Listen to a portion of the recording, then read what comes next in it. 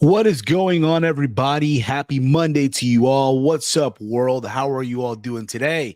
Hope you all had a wonderful weekend.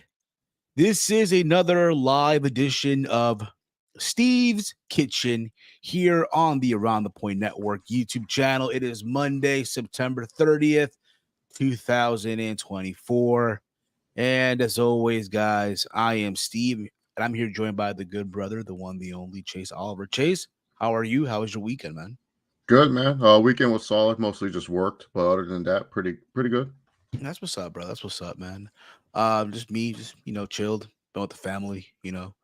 Won a couple parlays here and there, off by That's one good. on a soccer one. I did like an 11 leg, right? And it was like inspired by Romeo's like baseball parlays, like the over unders and shit, Hmm. right? So I'm like, I'm gonna do them for soccer, and off by one. Ah, Hmm. what could have been, bro? Aston fucking Villa, bro. Aston Well, fucking Villa. Money But Moicano won me some money. He when he beat up Benoit Saint Denis. Shout out to that doctor stopping the fight. yeah, man. You know what's crazy, bro? Like somewhere in I felt like somewhere like I think it was in the second round. Like like was it Benoit was getting some shots in, right? So I'm like, you Yeah. know what? I don't know, man. Like I might place a little something, and then Big Vegas made the call. Like, nah, not so fast. Doctor Stoppage, bro. But good for him. Like good for Moicano. For Benoit Saint Denis, that's two losses, right? You lost to Dustin Poirier. You lost now to Moicano. Um, you're going down you're going down, basically, but I don't think, this is worth like, oh my god, it's the end. Like, no, I think he get a bounce back fight. What do you say? Like a bounce back. Yeah. There's a plenty of lightweights for him to fight. He's a talented fighter. He's still young in the sport. Guy was a special forces in the France military. So uh, that fight, he just got taken down, and Moicano did damage on the ground in the first round. And hurt, pretty much took away his eye. Without that eye, there was no way he was going to be able to fight. Saint Denis has probably been through worse in his life, so for him, it was nothing. But the doctors did the right call because they got to protect these fighters from themselves sometimes. So I'm Yeah, of sure if you course. asked Saint Denis, he would have fought all 5 rounds. He would have had no problem. Like this dude had bullets flying at him at one point, so he's not afraid of another man without a Exactly. gun. Without a Exactly. gun, he's gonna fight that dude until the end. So, but it was a good doctor stoppage. He's still fine. Like you gotta look at who he lost to. He lost to Poirier. Poirier was a big jump in the rankings. The UFC did what they normally do: get a young guy that they're super high on, see if he can beat one of the old guard guys, and rush him to the title. That ended up failing, and I understand why they're rushing him to the title. If you watch any bit of that Paris event, those fans are just awesome. They're Go awesome crazy. fans. Yeah, go crazy for anything. And this was not like the best UFC card that they gave them. There was no Cyril Gahn, who normally made events in these France spots. It was pretty a subpar card overall, and these fans were eating it up. So it makes sense why the UFC wants to rush someone from France to get to the top because that's a great market for them. It's a growing market, and it's one that is breeding success financially for them. So, yeah, it's okay. He's fine. He's only had 2 losses in UFC. Have seen fighters lose way more fights, and they've had better opportunities. He just fought tough competition, and honestly, that Moicano fight, if he doesn't get taken down, he probably wins that fight. But such is life. Yeah, exactly. But for Moicano, I think he called out Dan Hooker at the end of the fight, like post fight. He called out. Did he call out Dan Hooker? Or what? I thought he was calling out the French government. I didn't That know. I too. think he That mentioned too. Dan Hooker's. I think he mentioned Dan Hooker's name somewhere in there. That But too. That too. Yeah. yeah, But I think Hooker makes sense for him. Like none of the three Stooges, which are Chandler, Gaethje, and Poirier, are going to fight him. Poirier seems interested in a money fight. Dan Hooker doesn't bring a money fight. Gaethje, same thing as Poirier, probably looking for a money fight, or the guy that one win gets into a title shot because both him and Poirier are probably at the point, whatever their last title match is, that's going to be their last fight. And Chandler, he's obviously moved on from McGregor. He's facing Oliveira in the co-main of the November card. So and that's like contenders right there. That right there. So like you win that fight, you're yeah, next in line basically. yeah, and then he can't even fight Arman Sarukian. Sarukian is the number one contender for the title, and so he's going to wait till Islam is healthy, and that fight most likely will happen in January. Plus, Arman still still has to serve a suspension for the incident he had with the fan before his fight. Oh, So I yeah, didn't he know put about that. no in his entrance. He got into a fight with the fan in his Oh, entrance, damn. and then Islam ended up getting injured, so it kind of worked out for him. Well, he had an injury to tend to, so it kind of worked out for Sarikian. And then Gamrot is lower on the rankings now, so Money Moicano ain't gonna fight him. Like he's already done favors for the. He's fought like Moicano has fought everyone the UFC has asked him to fight, so he kind of has, and he's been in the orgs for like 10 years, so he kind of has a cachet of saying, I'm not fighting this dude. Like I already fought like this one dude and stuff. Dan Hooker just beat this guy. Why should I even fight? Well, I didn't think my boy Gamrot lost that fight. I thought Gamrot won No, against you know Hooker. what though? Gamrot versus Benoit Saint Denis. That'd be a fun one, yeah. That'd be a fun one, yeah, for Because sure. Saint Denis is a good wrestler. It's just he got caught by McConnell, and Exactly, McConnell did the damage that you want to see when you're on top, not just laying on there or not getting points. So for sure. Also, by the way, happy Chama week. trauma. Chama, and also happy International Podcast Day to all you out there listening to podcasts and all that stuff. You guys listening to us, thank you guys. You guys are awesome as always. Also, if you're new to the channel, hit the subscribe button down below. Give this a big old thumbs up. Share it through social media. But more importantly, thank you for tuning in as always. Let's be honest here. As far as news goes, there really isn't that much of news. If you guys missed it on Friday, as I did serve my punishment, Chase, I'm sure you've seen Yeah, this. SmackDown takedown. Yes, episode 1, the pilot episode. I must say, I must commend graphics department here. For a last second thumb logo, they really made it happen. I gotta take my hat off to the graphics department here on this one and logos and all that stuff. But yeah, the pilot episode was on Friday. You know what? Maybe episode 2 Friday. Maybe, just maybe.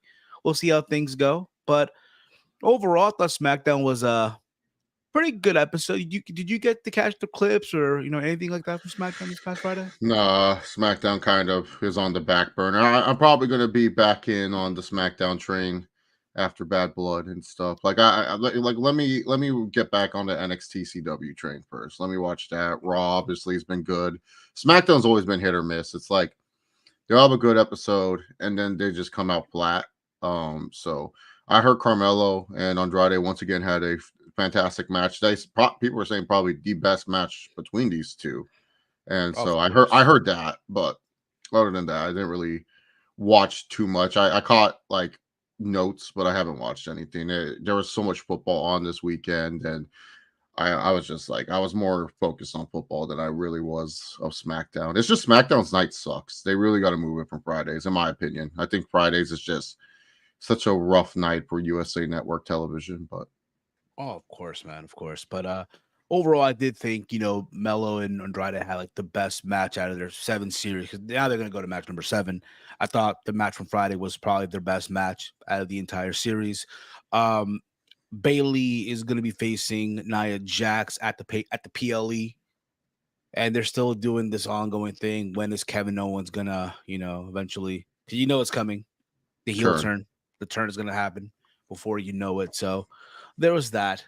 Um, but what did happen this week? What did happen? Well, I'm sorry, this past week, this past Wednesday. Besides me, Romeo, and Walter having a fun time in New York, the Vince McMahon docuseries officially dropped on Netflix. The Mr. McMahon docuseries. Now, there was a lot of people speculating about this. Most of us kind of were, right? Speculating about the whole series and what to expect. And, after watching it, I watched this like 2 times already. And I'll be honest, like, really, to be honest, this was not for us. No. Not for us at all. Like, if you were going into this expecting to find out something new, right? Or anything like that, nah, you did not. This is more for the casuals. If you have someone out there who does not watch wrestling at all, doesn't have a clue what's going on. I mean, yeah, Yeah. you know about the lawsuit, about Vince and all this stuff and legal issues and all that stuff. This was for you.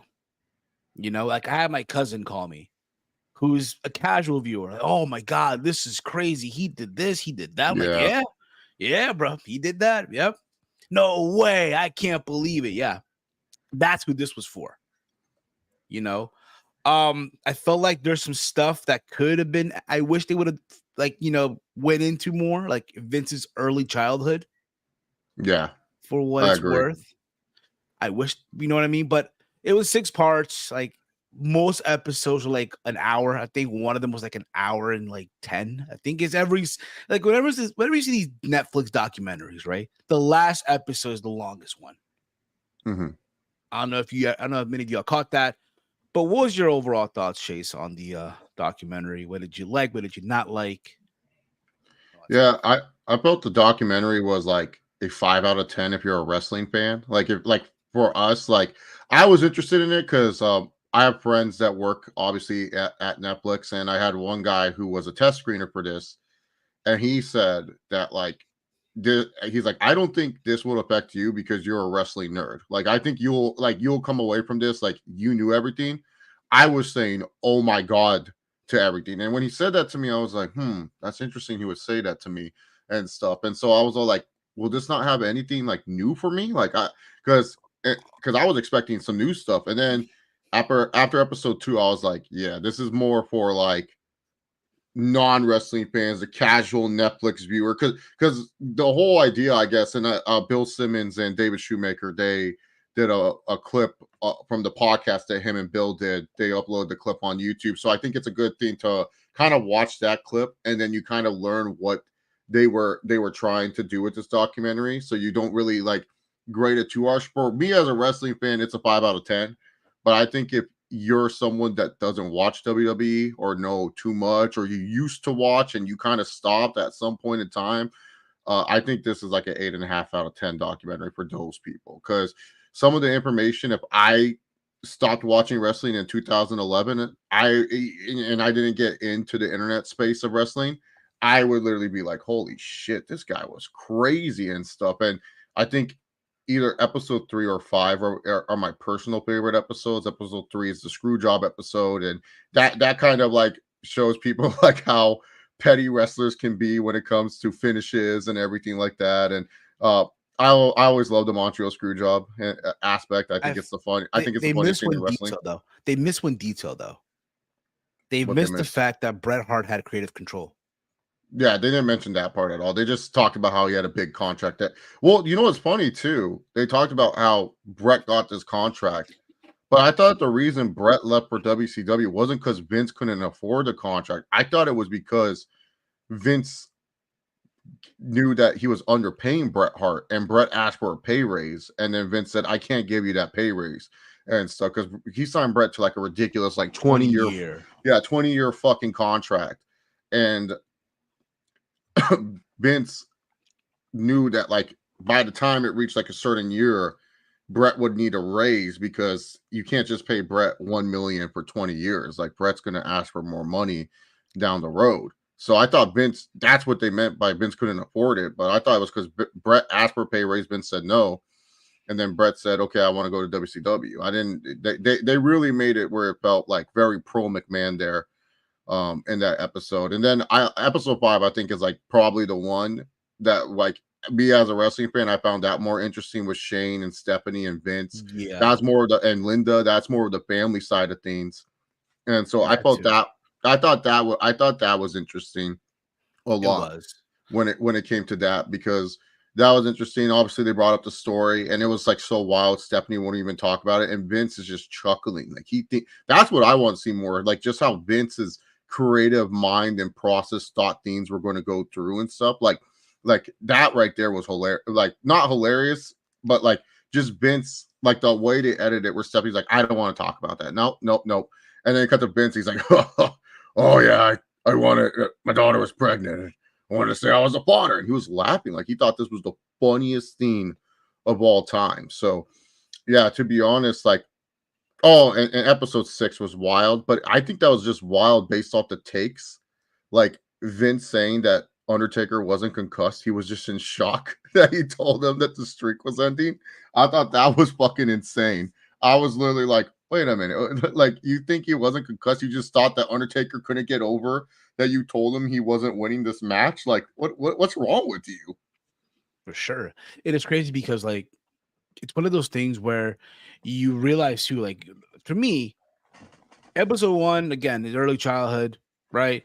2, all right, like there was the heat, right? They talked about the Well, steroid truck. episode 1, they also what's it called? They also revised the history of WrestleMania. They just randomly said Vince thought of WrestleMania, and I was just It like, wasn't like, no, it was Howard Finkel. Everyone knew Howard yeah, Finkel came up with the name of it. But again, you got to understand this too, though. This was done before the whole lawsuit, right? So yeah, that they made that very clear. So in a way, at this time, they were trying. Vince was still in power, right? Vince was still in control, so they were trying to please his narrative. yeah. That was also the thing. Also, people think that's why I think people don't seem to understand also with this whole thing. So I can understand the revising of the history, right? Oh, I came up with the name WrestleMania. That was in the Caribbean. I took a vacation, and in one day, boom, I came up with the name. Like, no, you didn't, bro. We'll Yeah, be yeah, lying no, here. that was interesting how they revised totally that, and I'm surprised because like whenever Vince or Hogan or Pritchard lied, they would then immediately go to an interview with Atlas or Bret Hart calling them Oh, out. dude. Uh, To me, the MVP of this whole thing was Tony Atlas, bro. Tony He Atlas was was the fucking MVP hilarious. of this, bro. The one that we know at the end, they're asking everyone, like, what's Vince's legacy? Ceno's like, I'm not the person you should be asking this. Tony Atlas, straight up, greatest promoter of all time. he's an asshole, but hey, God give it to him With a straight face, like no fucks given, like greatest promoter of all. Like, yeah, of course he is. Of course Yeah, he is. Absolutely. Tony Atlas got the message. Like they said, hey, nothing. Like Jimmy Hart was like, I don't know how much they want getting out there, pal, and stuff. And Tony Atlas, he's just like, yeah, Pat Patterson touched my wiener. Did you ever complain, Pecker? Did you ever talk to anyone about this? To who? Your boss? He's my boss. He's the booker. I can't tell him nothing. Yeah, exactly. Like he was straight up honest, like the Ring Boy shit. Like you would think, okay, don't go too crazy. No, he went in. He was like, yeah, man, we were pieces of shit back then. We abused women and chill. I was like, Jesus, like this, yeah, like Tony Atlas, like they said, nothing's off limits. You're protected from everything. We're gonna make sure. Like they must have told him, hey, bro, just go what's it called, just go out there and just have a blast, like say whatever. For sure, Tony, for sure. See money. Tony Atlas working for that next indie date. Absolutely. Absolutely, bro. Vince thinks Taker's a huge mark. LOL. Yeah, dude, that was just a crazy episode 6. And then Austin, he was definitely one of the LVPs of this doc. Bro, he for you sure. know he had such a clean record. Like it was like Dwayne's going through a midlife crisis, the stuff with DC Feld, where there was that weird Hollywood article that came out that he pisses in bottles and leave it on set, and some people drank his piss at one point in time, The Rock. And so did you hear this yeah, did you hear this story? So apparently there's an article out there as from these Hollywood tabloids, and normally you will say, oh, this is just a tabloid, but a lot of times they do have sources that The Rock is like difficult to work with and that he would show up to sets late. But one of the articles stated that The Rock, because of how busy he is, he would just piss in bottles. And if you guys don't know, the Rock just drinks straight water, like he drinks water. So if Voss you're water, by the way, Voss water. Yeah. So if you're just drinking water, your piss is not going to have any color. It's just going to be looking just like water. So he would just piss in bottles and leave them in sets, and some set workers would accidentally grab them and think like, oh, this is water, and would on accident drink Dwayne The Rock Johnson's piss and stuff. So, but yeah, no, the Rock has been going through some shit. Hogan, obviously, he's had his issues and stuff with the racism and just all the lies that he keeps saying on the internet, like changing stories and stuff. Like, oh, he told how many Hogan lies were in this documentary? You're like Hogan the whole fucking time, like the Andre match. He's talked about the finish way before on other podcasts. How me and Andre worked out the finish. And this documentary, they were acting like, oh, Hogan didn't know the finish. Hogan didn't know how this match was going to end.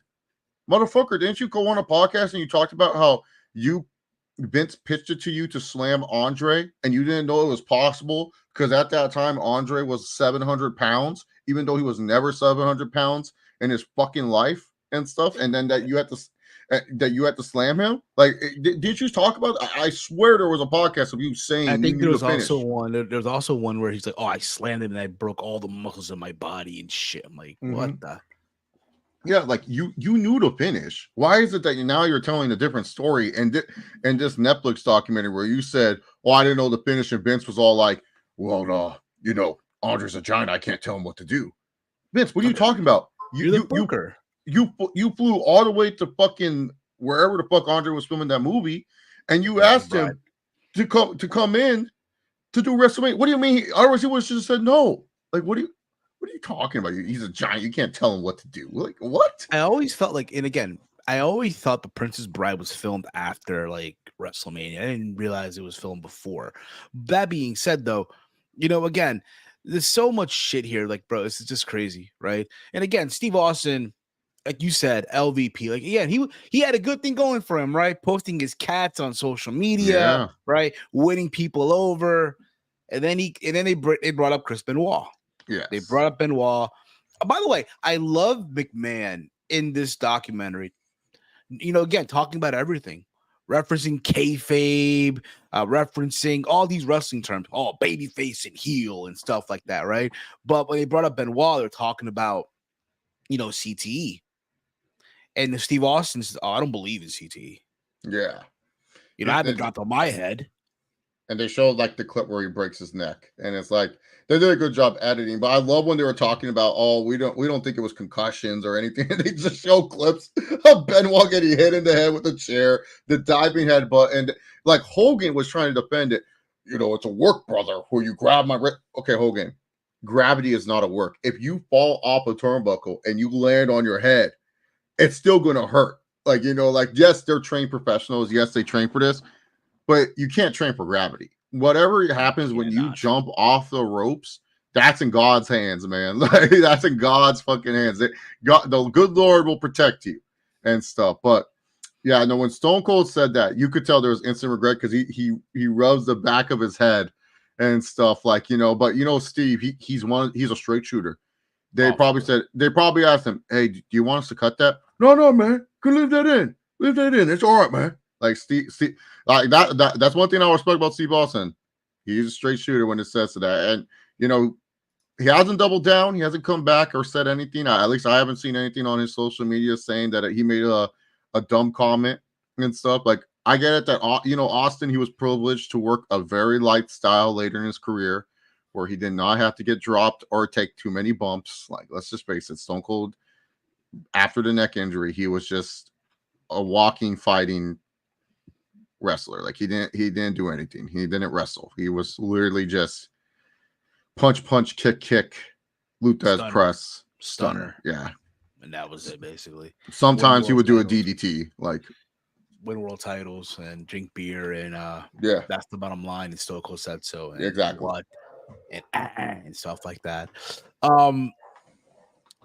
Also, what kind of surprised me too, and I kind of late too as well, like the story of Shane and Vince, how everyone thought for so long that Shane would have been the heir apparent.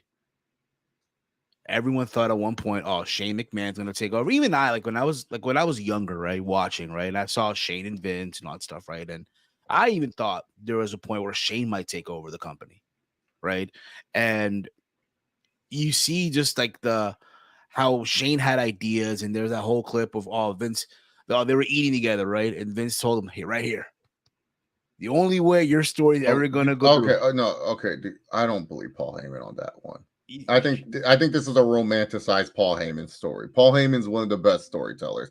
I think something like that happened, but not the way Paul Heyman was describing it. Hell, right here, I don't. Right here on the chest. I'm sure Vince did that, but I don't think this was in a writers' meeting where Vince said, "You're gonna have to," and he said all these words like, "You're gonna have to kill me, take it away like I did my dad's company, damn it," and stuff like that. Like, I don't think it was like that. I literally don't think it was like that. I literally think he said, if you want to take over this company, you have to kill me. I think that was it.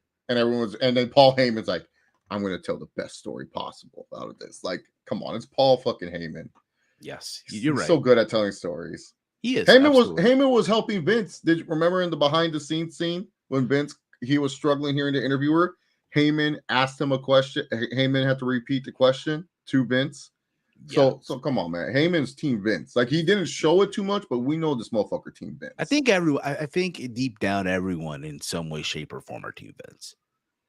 In a way, and it's not Brett. Obviously, Brett just did not give a fuck. Brett at some reality is deep down, he still has resentment. There's one thing that Brett said. He felt like they were fucking with Owen because of him, and that I felt like was kind of like really, that's Brett. That's Brett being a mark for himself. Come on, Brett thinks everything's a personal attack on him, bro. Like, he has trust issues. I don't know why he has these trust issues, but Bret Hart has major trust issues with you. If you burn Bret Hart once, I'm pretty sure he was not happy watching this documentary, because for the longest time we said, hey, who made the call for the screw job? And it turns out Triple H and fucking Shawn Michaels were the ones behind it the whole time. After all these lies that these two, like Triple H, I don't know Triple H. I think Triple H was doing a good job covering for his great friend, the Heartbreak Kid, Shawn Michaels. I don't think Triple H in fucking 97 was saying, nah, fuck that. You gotta, he's gotta do the job. That sounds like vintage fucking old ass Shawn Michaels. Saying that petty. I think Triple H knew that Bret and Shawn, they finally found a common place, a common ground, and they probably talked this over. Hey, they talk about the screw job and stuff like that. Shawn, being the guy he is now, he probably would have been happily to admit, I was the one that said, fuck Bret, he has to put me over. But Triple H, knowing how Shawn is, they're best friends, he probably said, let me take the heat on this one and stuff. And then it makes them look like pieces of shit because they're lying in front of Bret's family. Swear to God, we didn't know anything. Like, this whole time we were wondering, who did the screw job? Who was behind it? We could tell Pritchard was never behind it, because Pritchard didn't even, they showed the footage. Pritchard, like, I actually believe Pritchard in this, that he thought it was going to be the Smosh finish that they originally had planned. Yeah. And then I can tell that, Vince, Triple H, Shawn Michaels, they're the ones behind it. Jeffrey Lee's right here. Actually, Chase, on the Vince documentary in 2006, Triple H said it was him. I still think he's protecting Shawn here. There's no way I believe that's Triple H. 97 Triple H, you think he has that kind of pull? Remember, this was blue blood. This was blue blood Triple H. It wasn't like Jeffrey, it wasn't, because Shawn was still repairing, because that would make more sense then, because Shawn is still repairing the relationship with Bret Hart at the time. He's repairing the relationship, so that makes a little bit more sense. If it was Triple H who said, I'm making the call. Keep in mind, I haven't seen that Vince documentary since like it came out in 2005, 2006. So I don't even think there's a way to even watch it. I don't even know if Peacock has it and stuff. So thank you for that. Yeah, thank you for that, Jeffrey, because I didn't know that Triple H said this in the Vince documentary. I did not know that, but so thank you for that, because now it makes sense. Yeah, Triple H was for sure saying this for Shawn Michaels because he's protecting Shawn. Shawn was, because they're repairing the relationship. He was repairing that relationship with Bret Hart. So exactly, but overall, listen, again, this was not for us. I think it was well edited. Like, I would say the editing was. It kept me entertained, but like, it's a 5 out of 10 just because the information wasn't anything that was groundbreaking for me. Like, when you watch these documentaries, you're watching them because you want to know, like, because whenever they release like these documentaries, you just want to learn something new, something more about like the situation, especially because like when you hear the stories about them. So I was expecting a little bit more. I was like, okay, like what other crazy stuff is going on here? But it turns out that we already knew everything. It's just how much were they going to let us know more?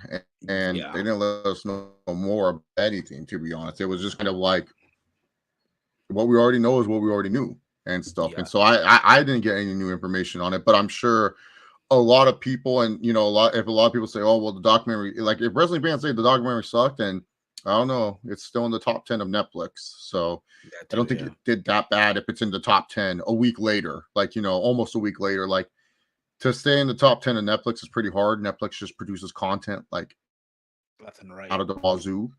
And for Exactly. it to still be a top 10 TV series, it's obviously doing well in the numbers. So I can't say it was a horrible, horrible documentary. Like, because, like I said, Bill Simmons and David Shoemaker said it best, that it was designed for the everyday fan, not for us, the fans that Yeah. didn't know wrestling. Because they even talked about too, if it was designed for us, we would have done it so differently. I agree. I agree with this too. I think wrestling fans just wanted a hit piece for 6 episodes. Now, for Bruce Pritchard, this was a hit piece. It was a gotcha piece for Bruce Pritchard because there's like in episode 6, right? And you could tell like there was all the time lapsing of this was all over the place, right? So they bring you to Mm-hmm. 2024, and they ask Bruce, "Hey, did you watch the other? Do you watch the entire thing? Yeah, I did. What'd you think of it? I think it sucked. I think it was a gotcha piece on Vince McMahon. You guys don't know like the human side of him, right? The that shit, and he referenced the fact that Vince, when Bruce's wife had cancer, right? Vince took care of all the medical stuff and got her the best treatment, and which again Yeah. is commendable. It's commendable. It's Yeah. admirable. Like, but it doesn't change the fact that again, there's a lot of people out there who will say, "Oh, the old man, this, screw him, all that stuff," right? He's a POS, whatever you want to say. That being said, you cannot deny this man was arguably the greatest promoter of all time, Yeah. hands down. Oh no, he is one of the greatest He performers. He is. took a carnival circus act and made it a worldwide phenomenon. You can still hate bands. I have no problem if you hate bands. Like, that's it. Like, but like what I hate is when people, they don't understand friendship like this. Like when people go, I don't understand how anyone can still be friends with him. It's like, man, dude, that's just what happens when you have friends like Pritchard, like Cena, like so and so, like that Taker. people you take her. Like, the thing is, like, no matter what you say about that said person, if you're a friend with them, you're always gonna have their back and stuff. Like, it's just one of those things. Like, like Vince would have to do something for them that they feel is just like, because one, how many of them actually knew about the accusations? Probably a good amount of them. Like, let's just be honest when we say this, probably a good amount of them knew about the accusations going on. They're just being blind. They're just being blind to it. But two, Vince has done so much for them as not just their boss, but probably as a friend. They respect that shit. They'll fight to great for Vince McMahon. If you think that they're morally bad people for that, it's just like, hey man, if your friend ever gets in a situation like that, please call me back, because I've seen it when friends, when you turn a back on a friend and we need you, and then it ends up being worse. They end up spiraling out of control and stuff. And I'm sure, a lot of these people who are still friends with Vince, they're afraid what's going to happen if they turn their back on him. Like, they're afraid, like, that he might off himself, he might do something crazy and stuff like that. So that, I think that's what many people are afraid of and stuff. Like, a lot of people say, "Oh, it's not really true friendship. Maybe he has fear over them and stuff." But I don't know the relationships like that. But I can tell Exactly. you, No. man, like, I can tell you, man, like, friendship is different. And a lot of people would say, "Oh, I would turn my back on this person. I would never associate myself with that person again." And then when push comes to shove, if that person is truly your friend, it's different. I've been in situations like that where I like, sometimes I've heard my friends do something. I'm like, what? Like, the only time I won't be a friend with someone is if they're a pedophile or a murderer. Like, that's it. But if they make a mistake, and what Vince did was not a mistake. It's fucking horrible what Vince It's did. horrendous. But It's if horrible. Yeah. but but if they did something and they needed someone to support them, I ain't gonna support them like how everyone else is supporting Vince, but I'll support them in the shadows. Like, I'll definitely still be a friend and stuff like that. Like, you gotta understand, friendship is so much different. And I don't think a lot of wrestling fans understand, or like people understand, like, that side of things. Like, I don't think a lot of people have had that life experience. That's what I'm trying to say in all this, is that I don't think a lot of people have had the life experience of having someone that you viewed as a best friend do something horrible and then you just wonder to yourself, like, it's hard on your mental because you wonder, like, am I doing the right Yeah, thing? Or it's absolutely. Of like course. for me, as someone that's a friend, if you're ever my friend, I'm harsh on you. Like, I'm tough on you. I'm a tough love type of guy. I can So attest. yeah, I can attest. I'm tough on everyone, man. Like I don't sugarcoat shit. That's just how it is.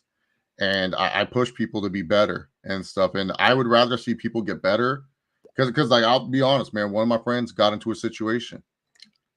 I can't really say what the situation, but got into a situation. That's fine. That's fine. Wrongfully accused, I would say, in my personal opinion, because evidence wasn't really there. It wasn't lining up. Wasn't lining up. And instead of being a supportive friend, I turned my back on him because I thought that was I thought I don't want to be associated with this person. He killed himself. Killed himself. And you know, I felt, and you know, everyone turned his back. And you know what was crazy is I thought I was crazy for saying, man, I should have been there to support him. I should have been there. I should have been a good friend. Like, that was I a good friend? I thought I was the only one fucking thinking this shit. And I started to question myself as a human being, like, am I a good person? Like, da da da. I was thinking like this. And one day, a bunch of mutuals, we went to go grab drinks. And we were all kind of, you know, when you're grabbing drinks, drink, You're in drink, the drink. you're in the moment. Yeah, you're in the moment. We were outside, the fire was going. One guy brings him up, says, man, I felt like a horrible person after I heard what happened. And I was just like, this dude's feeling how I'm feeling. Okay. And then all of a sudden, It's a circle thing. It's a started domino. two girls started to say the same thing. And I was just like, all right, so maybe I'm not crazy in this. That's what I'm trying to tell people. It's just one of those things where it's like when you're friends with someone, it's different. It's totally different. Your eyes are shaded a little bit, and that's what people need to understand. So, like, just letting you guys know, if you know someone and they're going through some shit and stuff like that, don't be the first to turn their back on them. Talk to them, give them the tough love. Just learn the boundaries. Just learn the boundaries that you want to set for them as friends. Like I've done that with some people. Like I learned about one homie that did something, and it was robbery. It wasn't like anything crazy. He robbed places and stuff like that. Like he was a home burglar. Hell, he stole shit from me in high school. I was like, now I know where my cell phone went. I lost my cell phone in high school. I didn't know where it was, and turns out he stole my cell phone and stuff, and he sold it. Did he tell you? Yeah, it was me, man. Years later, did he tell you? Yeah, it was No, me, man. yeah, well, because what's it called? He had to talk. So he got caught like years later, and so we filed a report to this high school, and he was on the same football team, so it was just kind of like when I filed that report, the police let me know that like, hey, he may have stole your phone, and then I was like, yeah, and then he admitted and stuff, but people turned his back on him, and I told him, hey, bro, I can't trust shit around you and stuff like that. But if you need someone to talk to, I'm good. But I'm just letting you know, I'm gonna tell you how it is. I'm not gonna fucking like sympathize with you. I mean, you're a thief and stuff. I can't sympathize with that shit. Like you decided to do that shit. You decided to break into people's homes in the middle of the night to steal valuable items, thousands of dollars worth of items. That's on you. Like you made that mistake. You decided to be a you decided to be a home invader and stuff. Like you decide to do that shit. That's on you. But if you need someone to talk to, if you need someone to like, you know, kind of like, and everyone else turned his back on him. Couple of dudes, we didn't turn our back on him, and we started to talk to him, and you know, he turned it around. And I truly believe if I didn't have that one incident with the other friend, that I probably wouldn't have thought like that. I probably would have just been like, nah, like fuck that dude. He's a piece of shit and stuff. But like I truly believe in second chances. I'm a second chance type of guy. Call me foolish. Vince doesn't have any second chances. No, This he doesn't. dude He has does like not. 5 or 6 chances, but I know some people, if they catch this, are going to be like, "Oh, I don't understand how people can be friends with Tim." Blah, blah, blah. It's like it's different when you in that In situation. other words, It's let so it happen different. to you. Let it happen to Yeah, you. yeah. Let it Then happen to we'll you see what first. happens. Then we'll see what happens. You It's one say of this those now. things. I Yeah. say this now, but let it happen to you. Let it be one of your homies. Let it be one of your family members, and let's see how you Oh react yeah. to it. When it's family, it's so different. It is a twist and turn That is so fucking different because, yeah, man. Yeah, no, that's what I'm trying to tell people. It's so different because like I said, I thought I was fucked up. Like I literally thought I was so fucked up because when I heard he killed himself and stuff, like I was just like, damn. And then when I realized there was other people saying this shit, I was just like, okay, I'm not crazy. There was other people that thought this same shit that I was thinking, and it made me feel better. I was just like, dang, I feel so much. So much. I didn't say this around the fire. I didn't say this around the fire. Yeah. I just said like, yeah, man, I felt the same way. But in my head, I was just like, oh god, this is like kind of a mental like, oh shit. Read some commentary. Vince has probably done things for these people that they have loyalty to him for life. Oh yeah, Exactly. Like 100%, Taker man. said it. Taker said it. He'll take a bullet for him.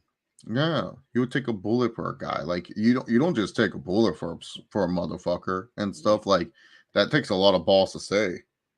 D Couponer, good message, Chase, and good message and lesson from Chase. Appreciate that. No, yeah, I Uh, because the thing is, you're gonna get people that talk about this, and they're just gonna be all like, "I don't know how he has friends," and it's just like, guys, some of the worst people you know probably have friends. You know what's funny? Some people may be friends, and they don't realize the people they're friends with are pieces of shit. Like, like that just happens in exactly. life. Like, you could view this like I have this one friend. I think he's the nicest dude in the fucking world. Anyone that's not his friend considers him a piece of fucking shit. And I go, he's nice to me and stuff like that. He doesn't do anything bad. He's not a horrible fucking, he doesn't like when I like he's just a dick. He's not a dick to me. He's a dick to everyone else and stuff like that. But he's nice to me. He's loyal to me. Like we're homies. And that's why I tell people it's like if you're friends with someone, you view it differently. It's not just black and white. There's like some personal connection that you have with someone. And I'm not defending, like, if anyone takes this as, oh, you're defending. No, Vince is a piece of shit for what he did. Hush money, all the horrible things he did to any woman, to Rita Charleston. Fuck him for that. That's what I'm saying. But I can't tell Bruce Pitchard, oh, yeah, say fuck Vince on camera. Like, You can't. that's his friend. Like, you want me to force a friend to hate someone? Like, It you doesn't can't work do that that way. because it doesn't work that way. It's like that's his fucking friend. Like that's what I'm trying to tell people. It's like you got to understand, friendship is so different than anything else in the world for people, and people handle their friendships differently and stuff. So that's why for me, it's like I'm just one of those people where it's like I'm just one of those people like I understand where they're coming from. Do I agree with them? Oh no, I don't agree with them, but I understand. I Of understand course. because when you're friends with someone, it's totally different than like oh, if I was employed by WWE, I was just some worker. I was either like a staff person or I fucking was a wrestler. Yeah, I'd say fuck Vince. Like, what do you do for me? Like, he was just my boss, but fuck him. I would say that especially if I didn't have the father son relationship with him, I would say fuck him for sure because I don't have any connection with Vince like I'm that. sure there's talent. I'm sure there's former Yeah. talent that feel that better saying just Yeah, no, fuck this man. I totally understand if there's wrestlers saying fuck him and stuff. Like, I have no problem if they want to say that. Absolutely, go right ahead. You didn't like the guy, you didn't like the guy. Like, I'm Exactly. not telling you to like him. What I'm saying is you can't force his friends to hate him. Like that's what I'm trying to say. You can't force like if Steve did something fucking stupid, would I be mad at Steve? Absolutely. But am I turning my back on Steve? No. If Walter did something fucking stupid, would I be mad at Walter? Yes. Would I turn it back on my Walter? No. Same with Romeo. Same with Big Mike. Anyone you see on camera here, anytime I'm doing streams with any of the boys, those are my boys. I like they my boys, and really, to be honest, I'll treat them like how I treat everyone else that's my friend, and I'll let them know the boundaries. Like I'm not gonna like, look, dude. Like when I found out one of my good friends was a P word, I was just like, oh man, I lost it. I lost it. I saw red in my eyes. I've never been this pissed in my life. Fucking chewed into that motherfucker, saying, "How can you do this to fucking kids, dog?" Like I was pissed, Facts. pissed. Yeah, I was pissed. So that's why for me, man, it's like that. Like if Steve killed someone, I want to talk to Steve. I'll just be like, I don't know what caused you to murder someone, but calling the cops, you're fucked. Like that's what I would do Yeah. and stuff like that. But if Steve did something fucking stupid, like he was working his job and he's like, "Oh, Chase, I stole like 3 cell phones. I'm under investigation for that." I'll be like, "You're a fucking idiot." I knew people like that. Like when I used to work at my retail job, right? It's Oh crazy. yeah, dude. It's the saddest story because, like, bro, the kid was like 16 years old, right? Stole $2,000 off the cash register, right? And the thing was, he thought he was not going to get caught. He thought everything was What an idiot. He was smooth with it too. Like, yeah, yo, got two, put in his pocket, went home, right? The next day he shows up, the cops are waiting for him at the supermarket, Why right? would you even show up again? Like, just fucking Because he didn't think, like, all right, again, he was a young kid, right? idiot. So then they're like, listen, you got two options. Either you go with the cops or we call your mom. Because he was a minor. Yeah. So they call his mom. And you gotta understand, like, I'm sure you've seen it, right? Like when an Hispanic mother gets upset at their kid, Oh yeah. they let them have it right there on the spot, right there in front of everybody. So all you hear is just like Gunther when he does the chops on people, right? You Yeah, hear she's that just she's just slapping him. Yeah, she's pissed. exactly. Like I raised this. Like your dad. That like yeah. No, I've seen some people steal stuff from like retail and stuff, and like especially coworkers, and I'm just like, it's not worth it. It's literally not worth it. Exactly. I remember when I was working in the movie theater. This is a funny fucking story. We were working in the movie theater. I was mostly the bartender. One of the concessions kids, he comes up to me and he goes, "Hey man," he just gives me like $20. He goes, "Thanks for being a cool coworker." And I was like, "Cool." I put it in my tip area that I Not normally put. realizing, I didn't know. I didn't know. So then he walks out. My manager comes. She goes, "Hey Chase, you seen so and so?" I was like, "Yeah." He came up to the bartender and said, "Thanks for being a cool coworker." Gave me 20 and just left. "Where's the 20?" I'm like, "Oh, it's in my register." And she goes, he stole like $800 from us. And I was like, "Oh shit." And he just walked out with like nothing. $800. Yeah, like nothing. Didn't show up the next day or something like that. I don't know if he ever got if he had to pay it back or whatever. I don't know the whole thing. I just remember I was just like, that's so random. He just gave me $20. Like, and I'm like, damn, dude, that guy was cheap. He stole $800, only gave me 20. I wasn't that cool, I guess. At least 30, bro. At least give me a 30. At least, Yeah, you know dude. what I mean? Well, I think it was because the money they kept in the register was mostly like 20s and shit. So I think he just gave me one of the 20s and stuff. But yeah, he just stole money. And I was just like, damn, I didn't know that. And I was like, damn, dude. I was like, I was like, thank God that like they notified. I was like, thank God they notified me because otherwise I would have just fucking taken away a free $20. Exactly. Holy shit. I was like, oh man, I would have because I could have gotten in trouble for that shit. Oh, you stole $20, Chase. You're fired. It's like I didn't steal shit. Like that's my tip money. Run the tape, yeah. Run the tape. You'll see it right there. Well, there was at the bar where he gives me the 20, and then I dap him up, and then I put the 20 in. But like I said, I didn't know it was the stolen money. He literally just came up to me and said, "Hey man, thanks for being a cool coworker." And I was just like, "Oh, cool man, thanks. What's the you didn't have to give me that, bro," and stuff like that. And then dapping him up, and then I put the money in. It wasn't look like I was because trust me, like I remember when they were reviewing the tape for me, they would have been like, yeah, if you were in collusion with him, you probably would have asked for half or something, right? And I was like, yeah, sure. Yeah, whatever you guys say, whatever doesn't get me fired and stuff. And thankfully, my manager, she explained too that I immediately said that he gave me 20 right off the rip. Like I was like, hey, give me $20 and just left. Exactly. So yeah, I got to protect my ass.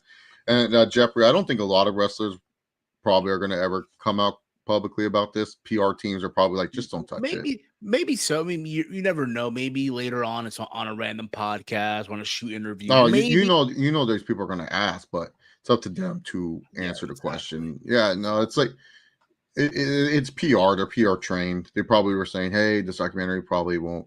And this documentary didn't make wrestling in such a great light in the past. Like, like modern era. They were glazing this modern era. Like they were just like, oh, nowadays, nowadays, nice. they get they're guaranteed contracts now. They're not back in the day it's 7 days a week, 52 weeks on the road. Now it's only 2 days on the road or 3 days, whatever it may be.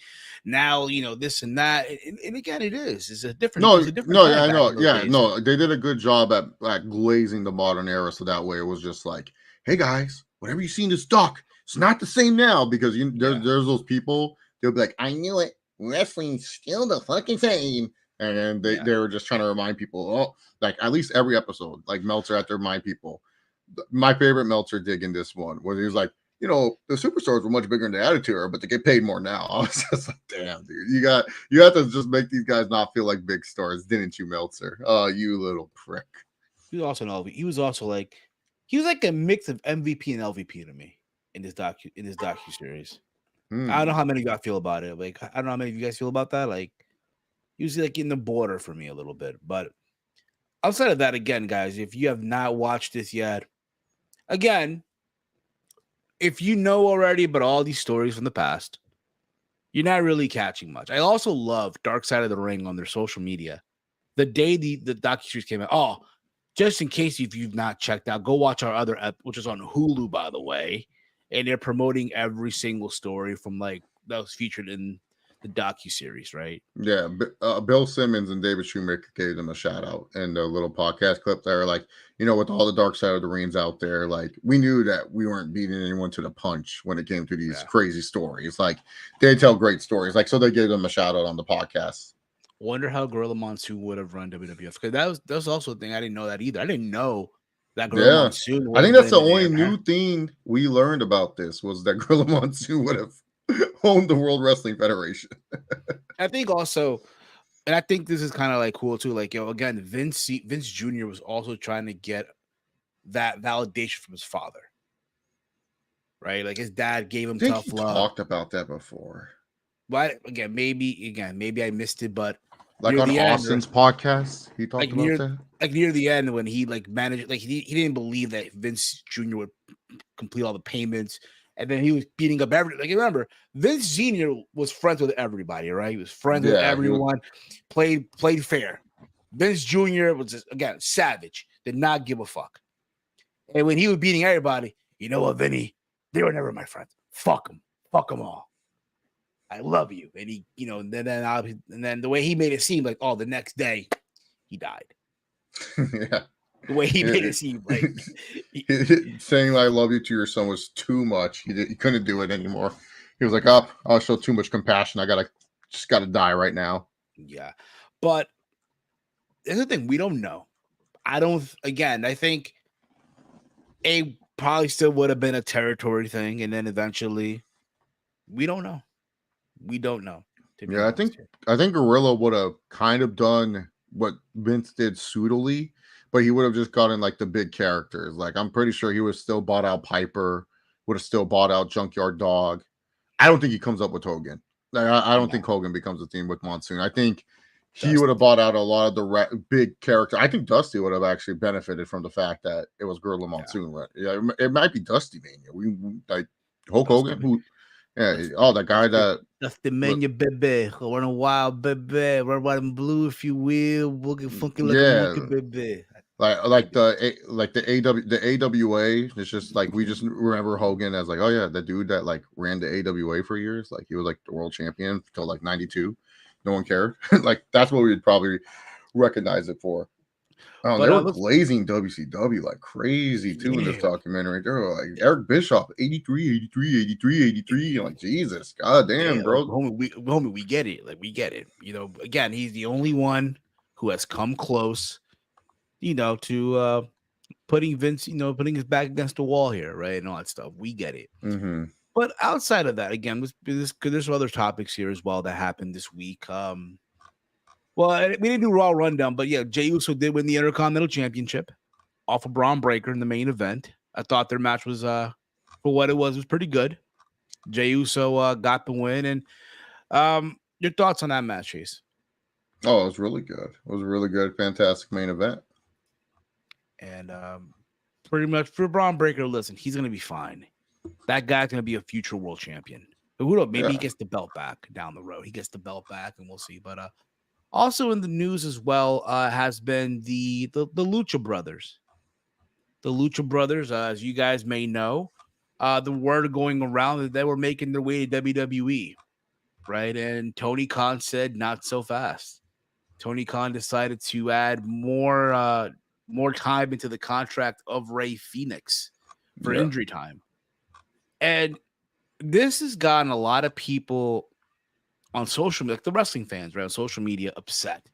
Oh, how Yeah. could Tony do this? What's wrong, Tony? Come on, this is such a Vince move, and this and that, and it's fucking. Grant, to be fair, I agree. I think it's a fucked up move to add more time to people's contracts due to injury, regardless of the promotion, right? I know WWE did it before, right, with Rey Mysterio back in the day. It's fucked up.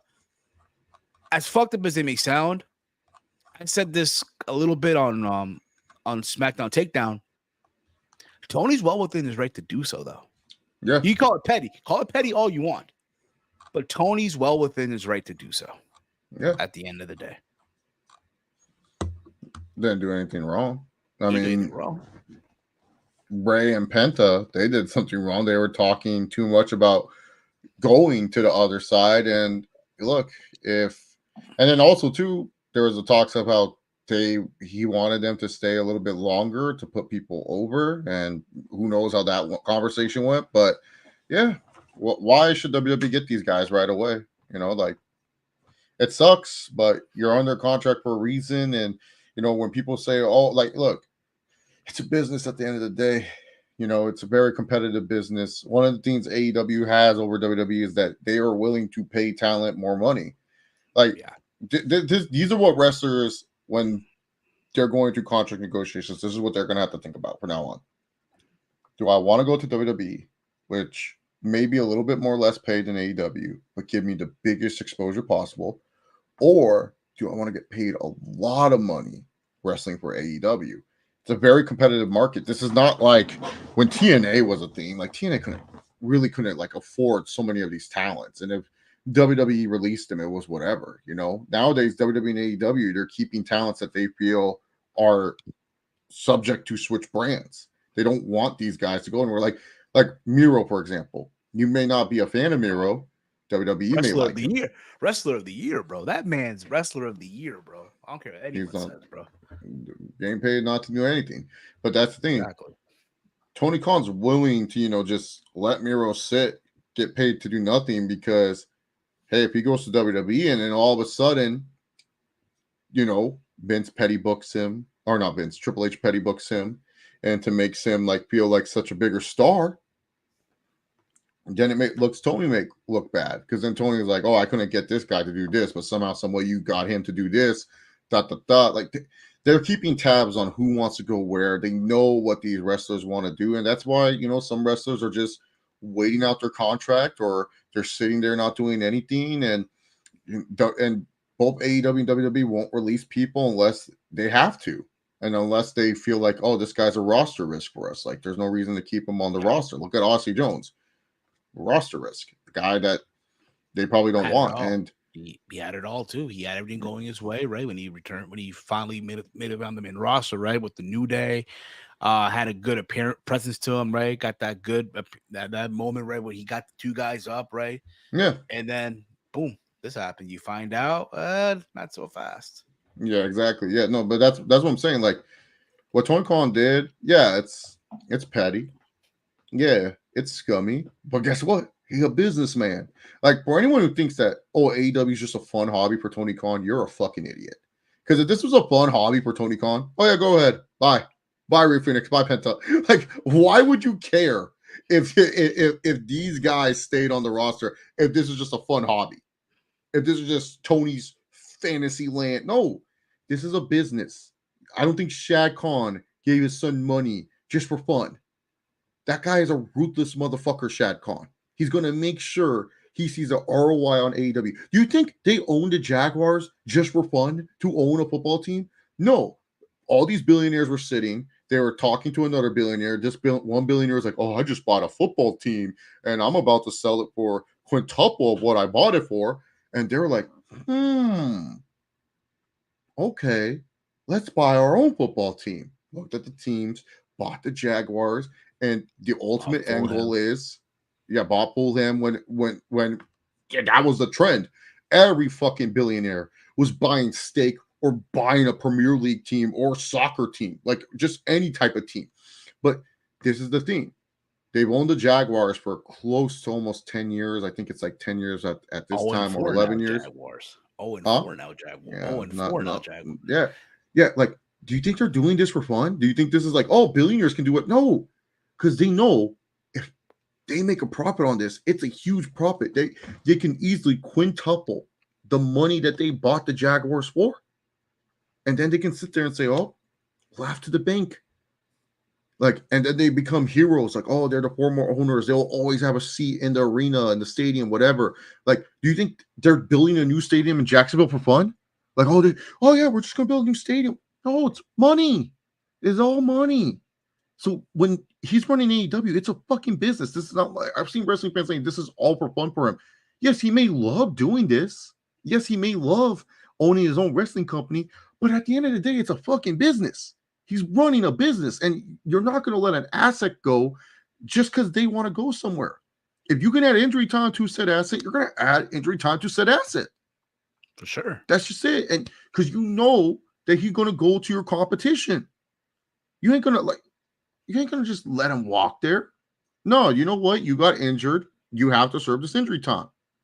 And maybe if like, hey, look, he has shown in the past, if people want to go, he won't add injury time. He won't add leave time. He's shown this in the past. Look at Andrade. Now, granted, Andrade was more of a suspension really than an injury. He let that contract run out. No problem. No problem. And they're not having any issues. With Regal, he let him go. He will let Jay Cargo. Well, Jay Cargo didn't resign. That was a different thing. It was just like she didn't resign. But that's the thing. He will let contracts expire. Like, he has no problem doing that at all. It's just what makes sense for his business. And having the Lucha Bros for him at this time, it's not to make sure they don't go. Like, yes, part of it is make sure they don't go to WWE right away while their names are hot. But it is also, I got to get a return on this investment of you guys. Like, I got to make sure and I don't know if Tony Khan will do a good job at this. Like, that's the only thing. I don't know if he'll do a good job on this. Use your name, use the fact that they're former multiple-time World Tag Team champions, multiple-time Trios champions, international champion for Rey Fénix.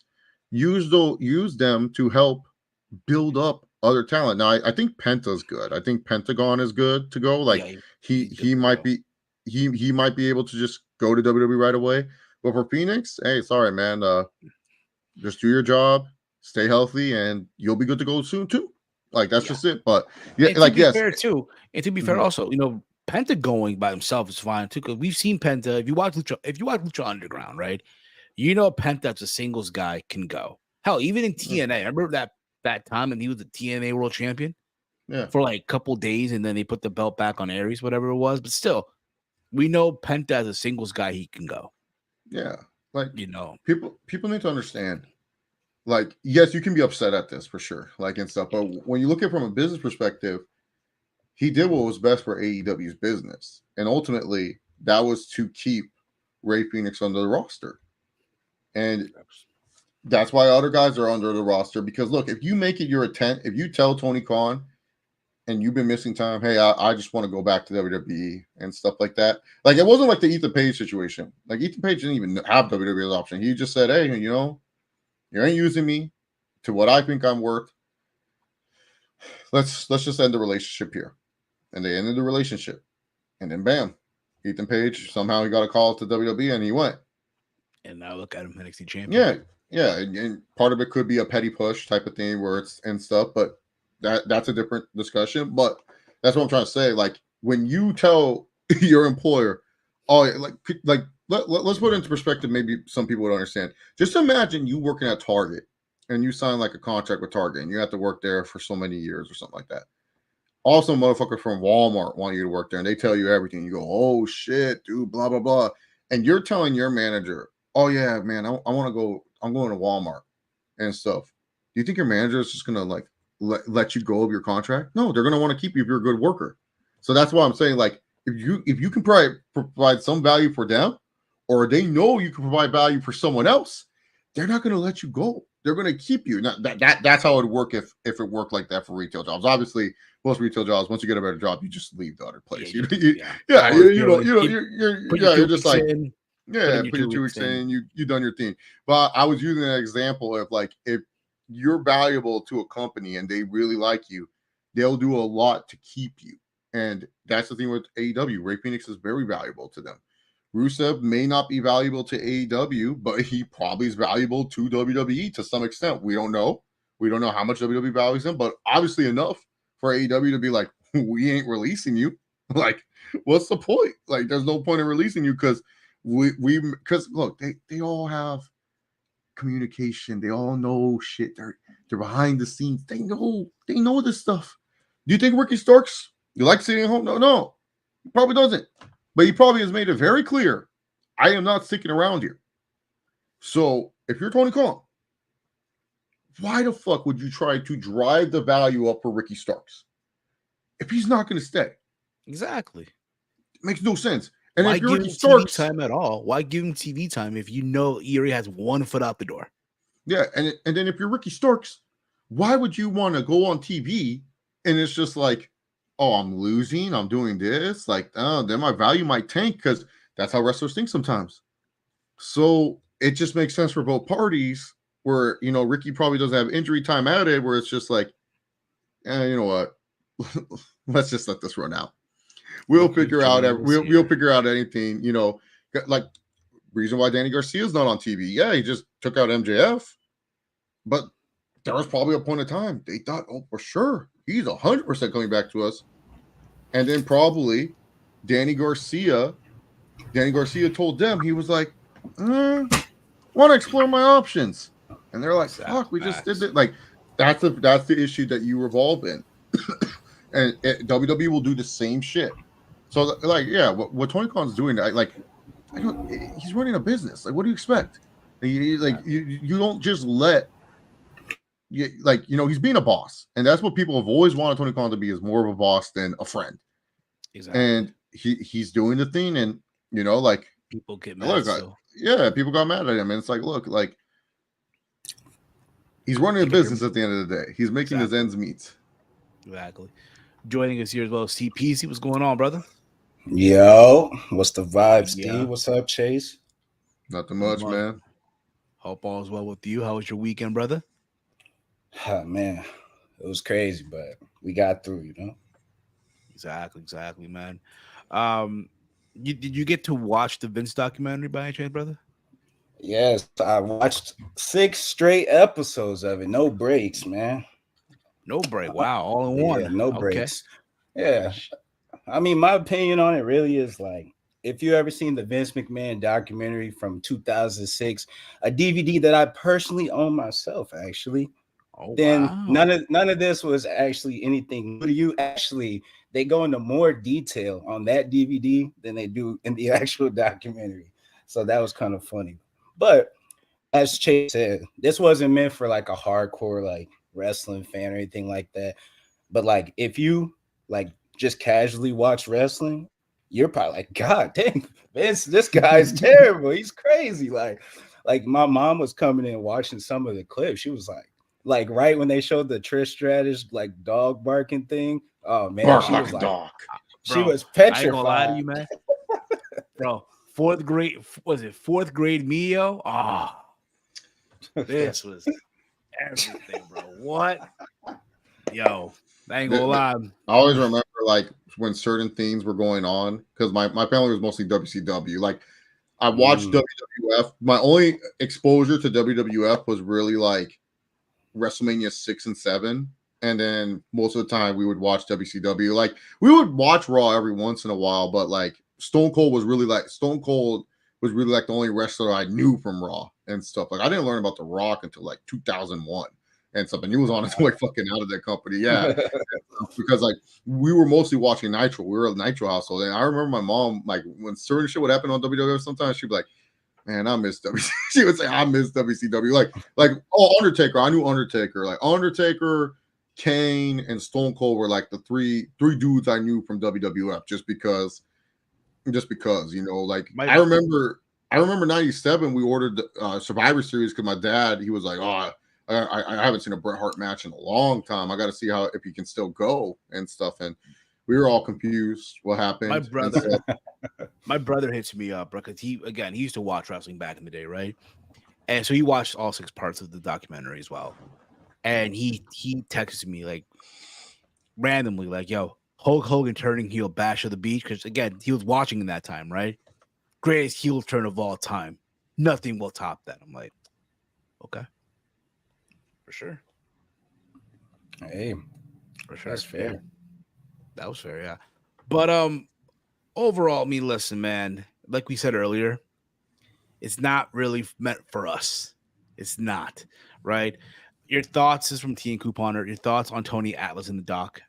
To me, he was my MVP, bro. It was hilarious, bro. Yeah, it was great. Probably unnecessary because really, what is he to Vince in the whole grand scheme of things? But it was good for the comedic aspect. I'm sure Romeo has like clips from Tony Atlas ready to go for down the road. I'm pretty sure.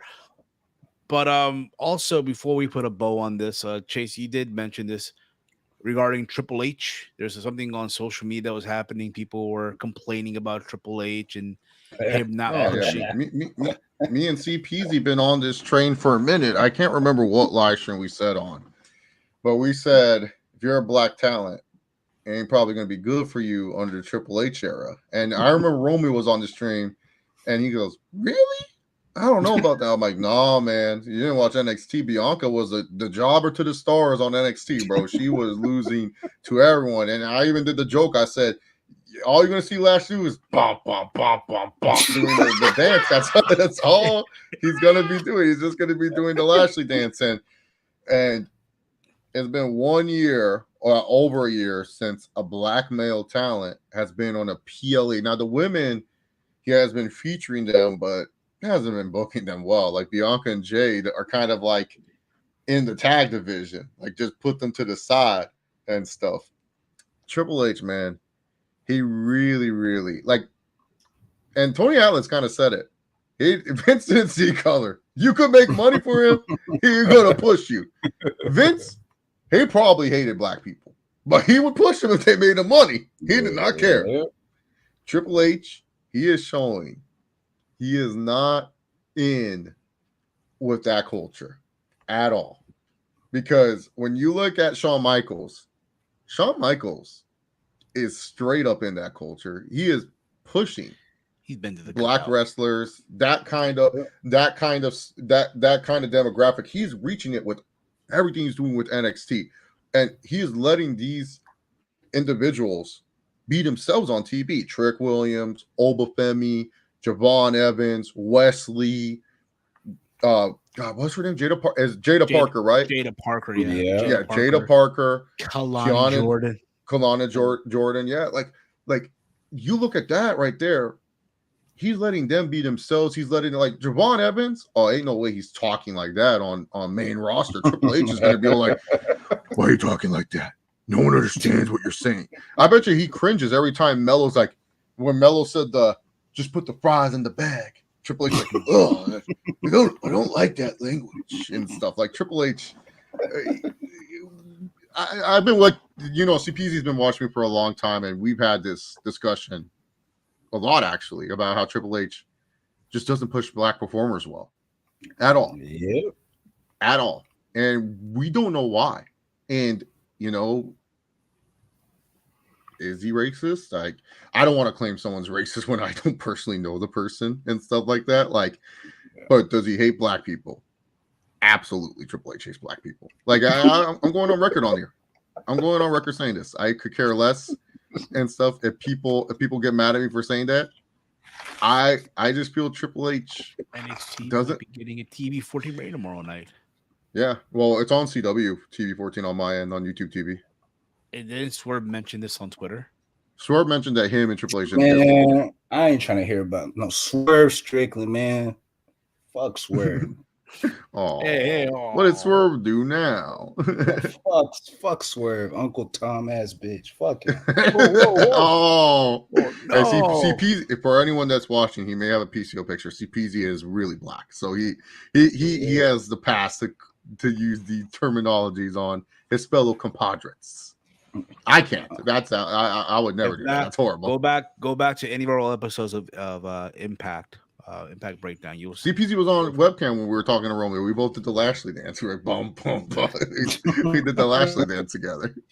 Remember, like back in the day, he would like get down, he would like bend over and shit and do this shit. Like, Lashley. But yeah, no, he was clapping his cheeks. That was crazy. But no, Triple H, he really does need to start pushing black talent more, because it's like literally, like, you're going to Atlanta, and it's like the most whitewashed card ever. It's literally the most whitewashed card. Like, I guess Roman Reigns' dark complexion is like considered. like, look, so Roman Reigns, I don't know if you guys know this, Samoans are Asians. Roman Reigns is an Asian. All right. He's not black. He just has really, really dark skin. So, but to me, it's just like you're doing yourself a disservice by not pushing these type of wrestlers, man. Like, you need to push different cultures in wrestling. We need the black trades. We need the black trades for Chase and PCO. No. We don't need the trade for PCO. PCO's already here. I told you he's black. He's a black Frenchman. Look, is he still the digital media champion in TNA? Is he still the digital media champion? Come on, Steve. You know the answer to that. PCO ain't doing the job. These bums in TNA. Hell no. That's why he's not the world champ. They wanted to lose. He doesn't want to. No, Steve, I'm not even finished. Let me finish, and then you can go with your TNA crap. But he's doing himself a disservice here, because this is a big thing that like will cost WWE in the long run if he doesn't change it up a little bit. He really needs to start looking at black performers and pushing them well, because you got talented motherfuckers. Carmelo Hayes is talented as hell. Obafemi looks like a future world fucking champion. Yeah. Xavier Woods is probably doing some of his best TV work on television right now. Javon Evans is amazing. Like, once that kid figures out how to like lift weights and pack on the muscle, for real. That dude's gonna because he's only like 19, 21. He's like, you can't even rent a car. The guy's like 18, 19. Your muscles don't start getting bigger until you're 24, 25. Like, that's when you can, like, look at Randy Orton. He came in and then he took some steroids and then he came back all shit. I mean, it's true. He openly spoke about that. Steve, we need to do a Steve's Kitchen episode. And I'll break down who's done steroids and not. Man, that's someone who's done steroids in the past. I know what I've said this live on air so many times. Why are you shocked? I know for the new yes. I know that, but there's probably a new viewer who's tuning in. You're saying like more? No, okay. So when I was 18, I was self-conscious about my body, and I said, "Hey, I knew someone that shoot up," and I asked him, "What's it like? What's it do?" And I was in great shape, but there was a lot of side effects that came with it and stuff. So, and then I've also done steroids for medicine, like health problems, colon issues and stuff like that. So I have uses of many different steroids. I stopped doing steroids when I turned 19. I thought I didn't like the feelings of it afterwards. The side effects are fucking for real and stuff. I noticed my temperament was getting way too fucking high. Like, I was way more tempered and stuff. And you guys can go back and watch older videos of me, like, and stuff. They're on YouTube. 18-year-old Chase. Like I was pretty. I'm not like, I wasn't vascular or anything like that. I was pretty slender, pretty big and stuff. This is now more all natural, just creatine and stuff like that. So, but I did pack on a lot of good muscle, and that's why I can gain weight and people still think I look the same, because all that muscle I built up here and stuff. So, but yeah. As I was saying, like, we should do that one time. But yeah, no, Triple H, he really needs to start doing a better job trying to feature black performers and making sure that they are there, because that's a big population of your fan base, man. Like, there's a lot of black wrestling fans, and I feel you're going to get out of touch with them soon if you don't do anything. And you have talented performers and even guys that are not even. Did you see fucking Evander Holyfield's kid? He's on the NI. He's on yeah, the. he is. Yeah, he's on NI. Dude, motherfucker looks like a stud.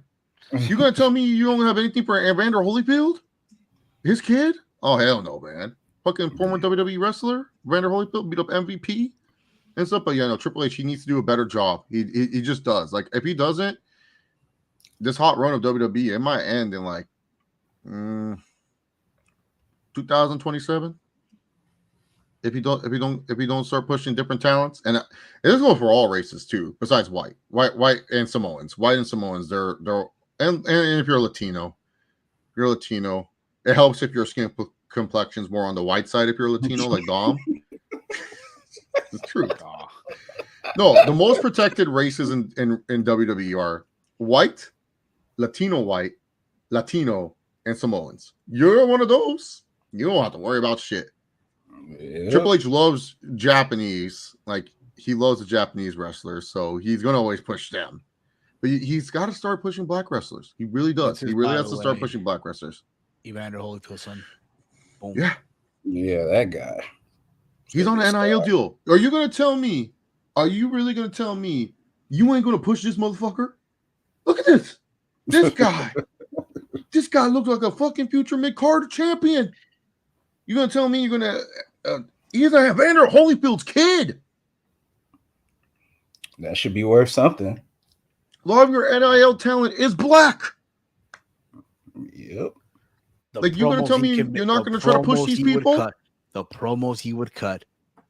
You know who like you're gonna tell me you're not gonna push them. Like you know what I'm saying? Like that's ridiculous. You have talent there. You have fucking like bro, Carmelo Hayes is fucking talented as hell. The fact him and Andrade can't even get on PLE is fucking ridiculous. I thought Andrade would be safe because he's married to Charlotte, but guess not. Injured my ankle a few years ago, and I had a steroid run to help. My side effect was getting. Oh, dude, that was the worst, man. Like that's why I hate when doctors prescribe me on steroids. I'm like, oh fuck, man. Yeah, I'm gonna have these mood swings. Oh, Hunter hate us because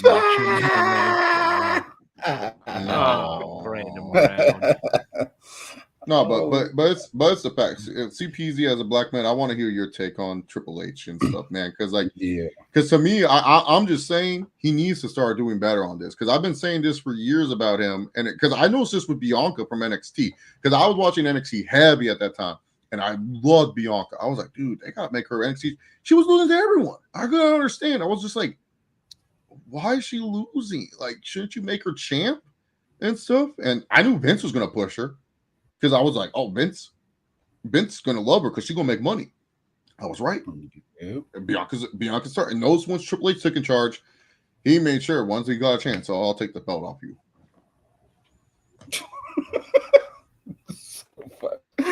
No, but like honestly, I don't know if any of you guys here in the chat are like Triple H fans or anything like that, but yo.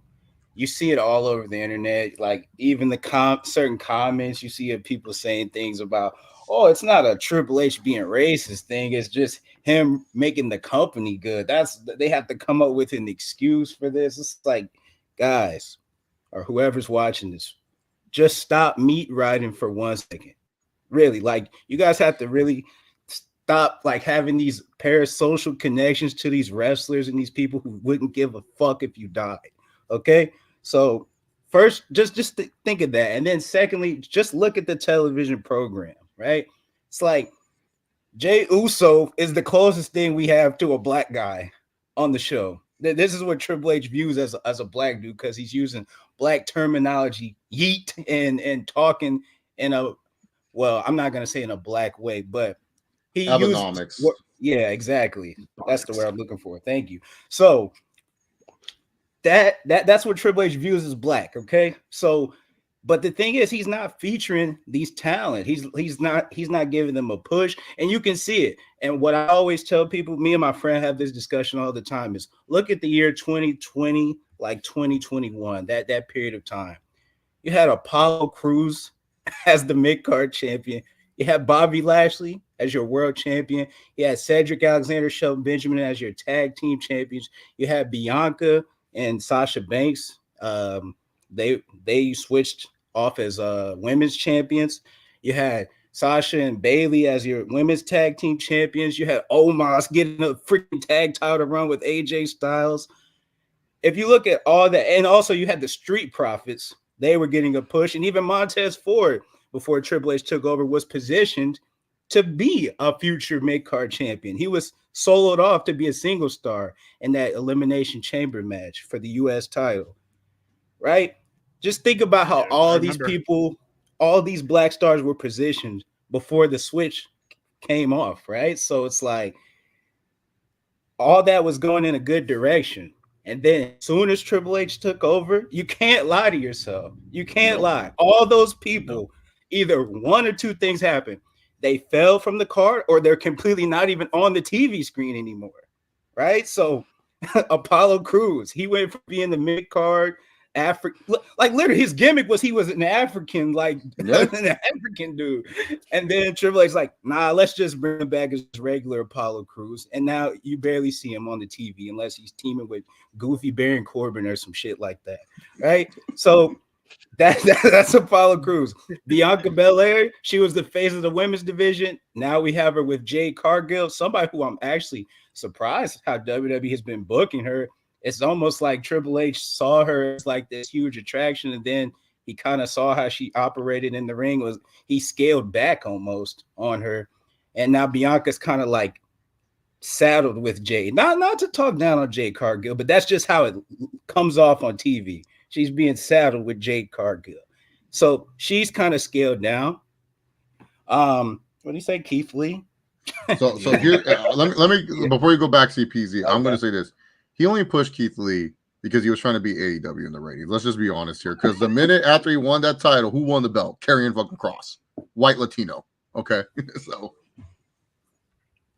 Oh, yes. Yeah, Brandon Brown said it. Yeah, he was in love with Jake until she found out she couldn't wrestle that well. But yeah, so back to my point, right? So all these people, and I'm probably going to get some controversy for this comment, but let's be real, guys. So there was like a Me Too, wasn't there like a Me Too era? JD McDonough was freaking accused of doing something, right? Yeah, he was accused of doing something, right? That may or may not be true. He still has a job on the roster. Odyssey Jones, he apparently beat this woman up. He got fired. We still haven't heard a police report from the guy.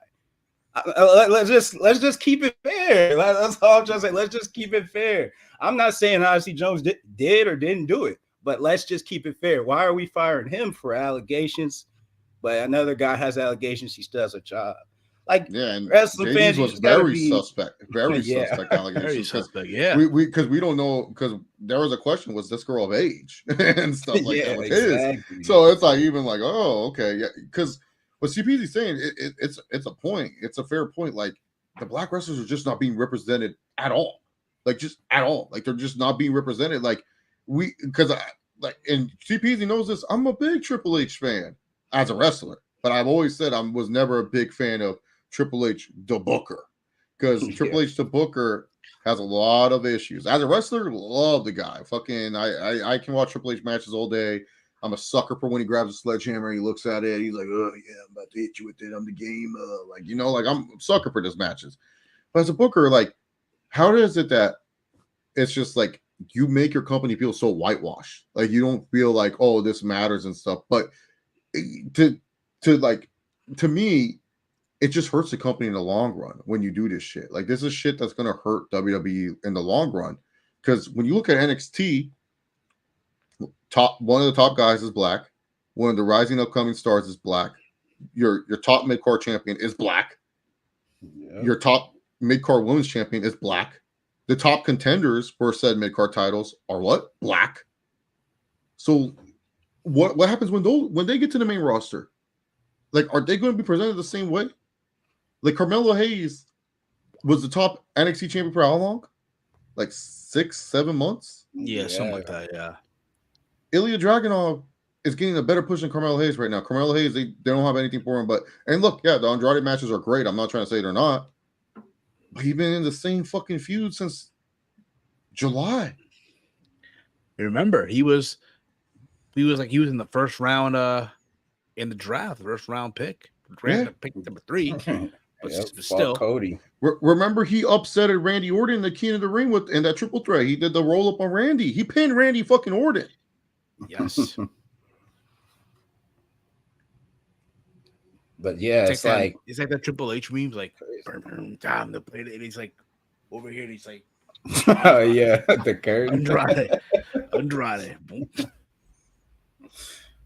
Yeah, it's just like it's just crazy to me. And now you have more black attention on, from a mainstream perspective, I want to say you have more black attention on WWE than you probably ever have had in a long time. You got like Travis Scott, Lil Wayne, Sexy Red, all these people tuning into the show, right? Now would be the time that you want to. And here's the thing, and I'll give AEW this credit. Yes, me. I'm giving AEW credit for something here. They use people like Mercedes Moné. They use people like Swerve Strickland to, like, they know they have like black stars on their show that are in prominent positions. Mm-hmm. So now they're going to do things like Hot 97, The Breakfast Club, et cetera, et cetera, et cetera. Right. So it's like, and people don't know who the hell these people are. I'm just gonna be honest. They don't.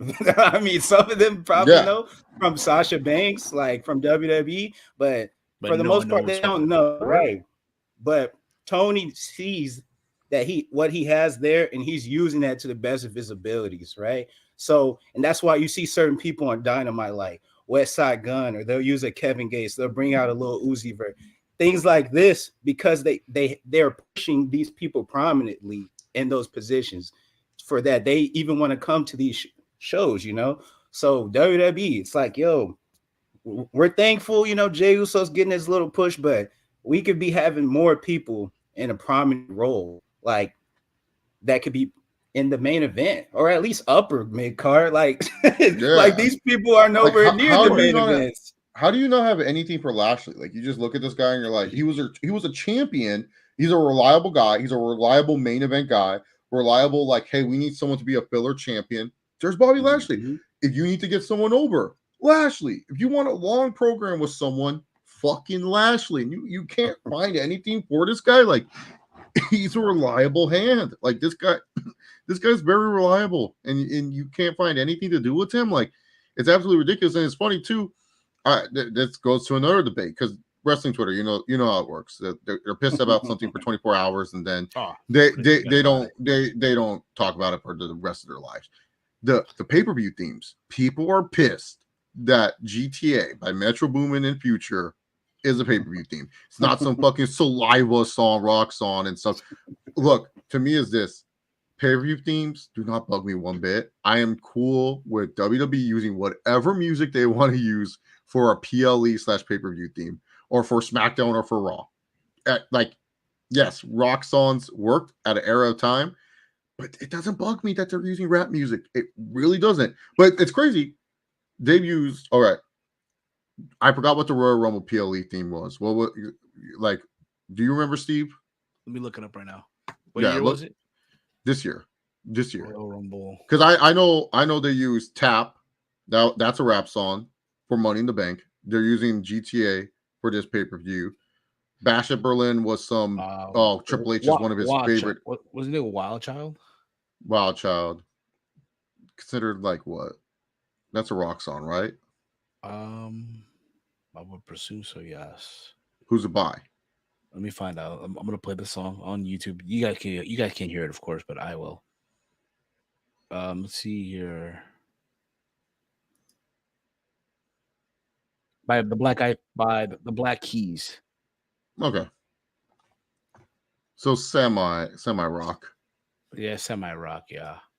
Elimination Chamber, who cares, really, to be honest. WrestleMania, they used The Weeknd. Backlash France. I can't even remember what the PLE theme was for that. Crown Jewel, they just used whatever the Crown Jewel. King of the Ring, they just used whatever music they used for that one. They use like the WWE stock theme, like, we're gonna take the crown.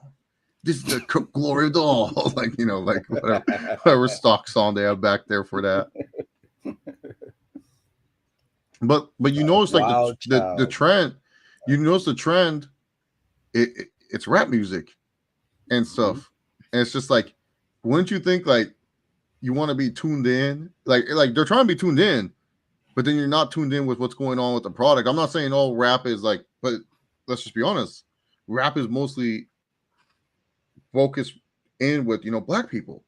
And it's just like, you would think that you wouldn't want more black athletes on the show when you're using these rap songs that like, of course, really don't fit in with some of the wrestlers you're showing on your television screen.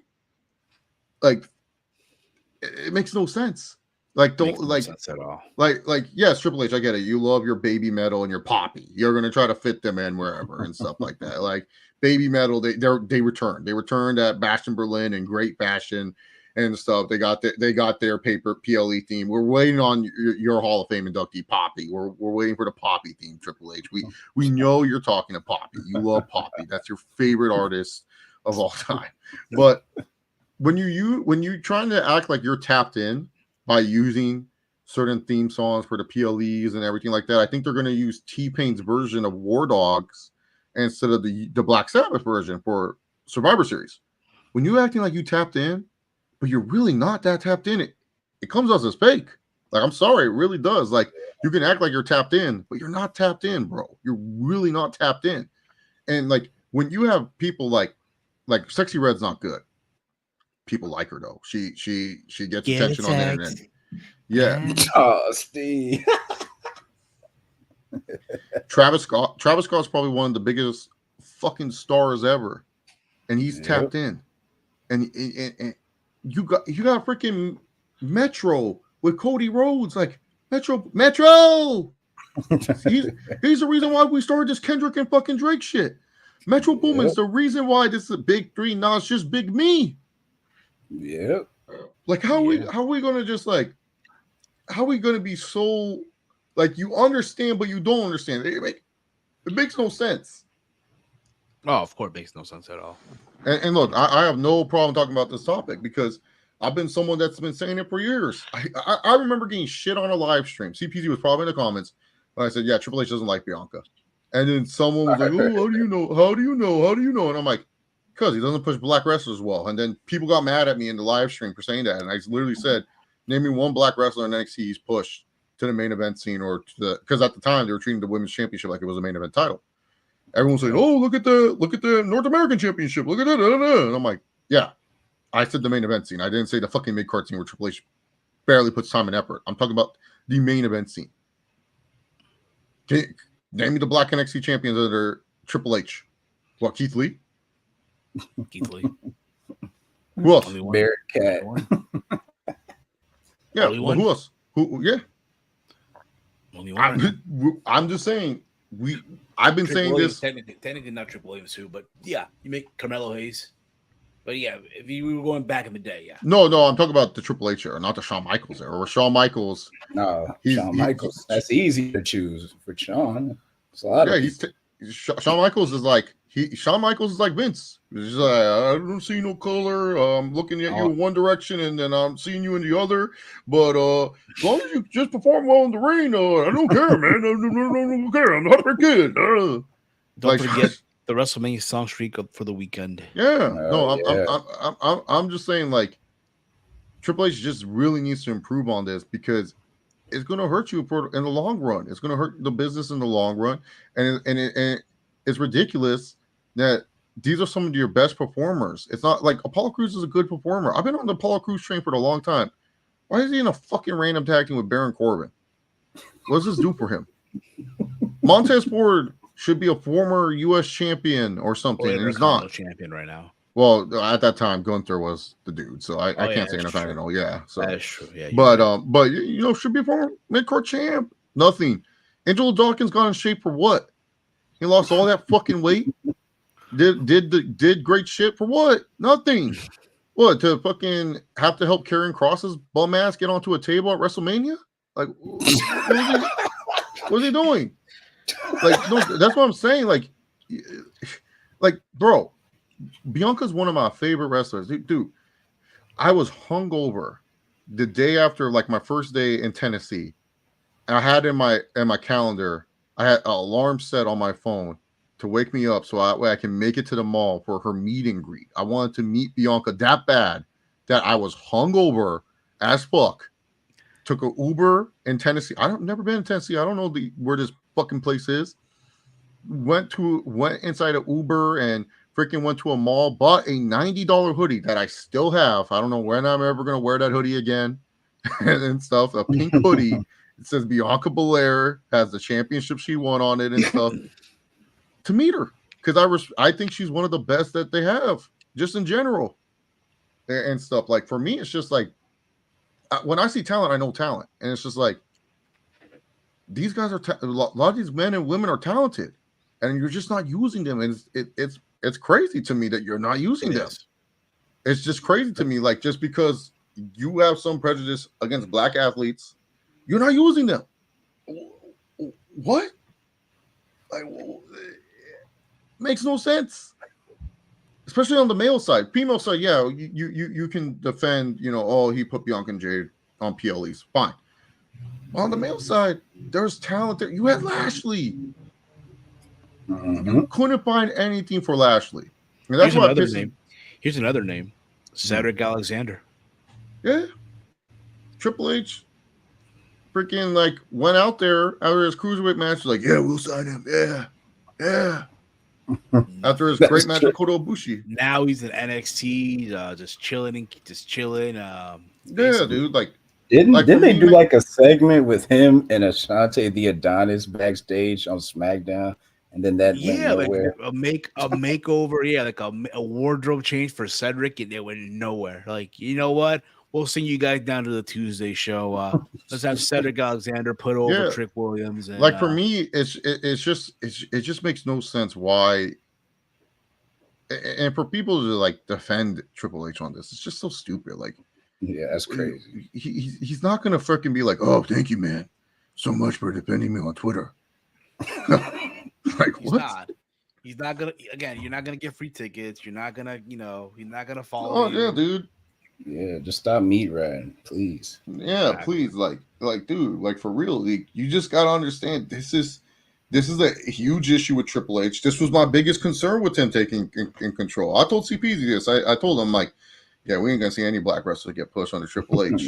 I said, this main roster not gonna be for you, man. It's gonna be all white wrestling. People used to make fun of Tony Khan for this. That's true.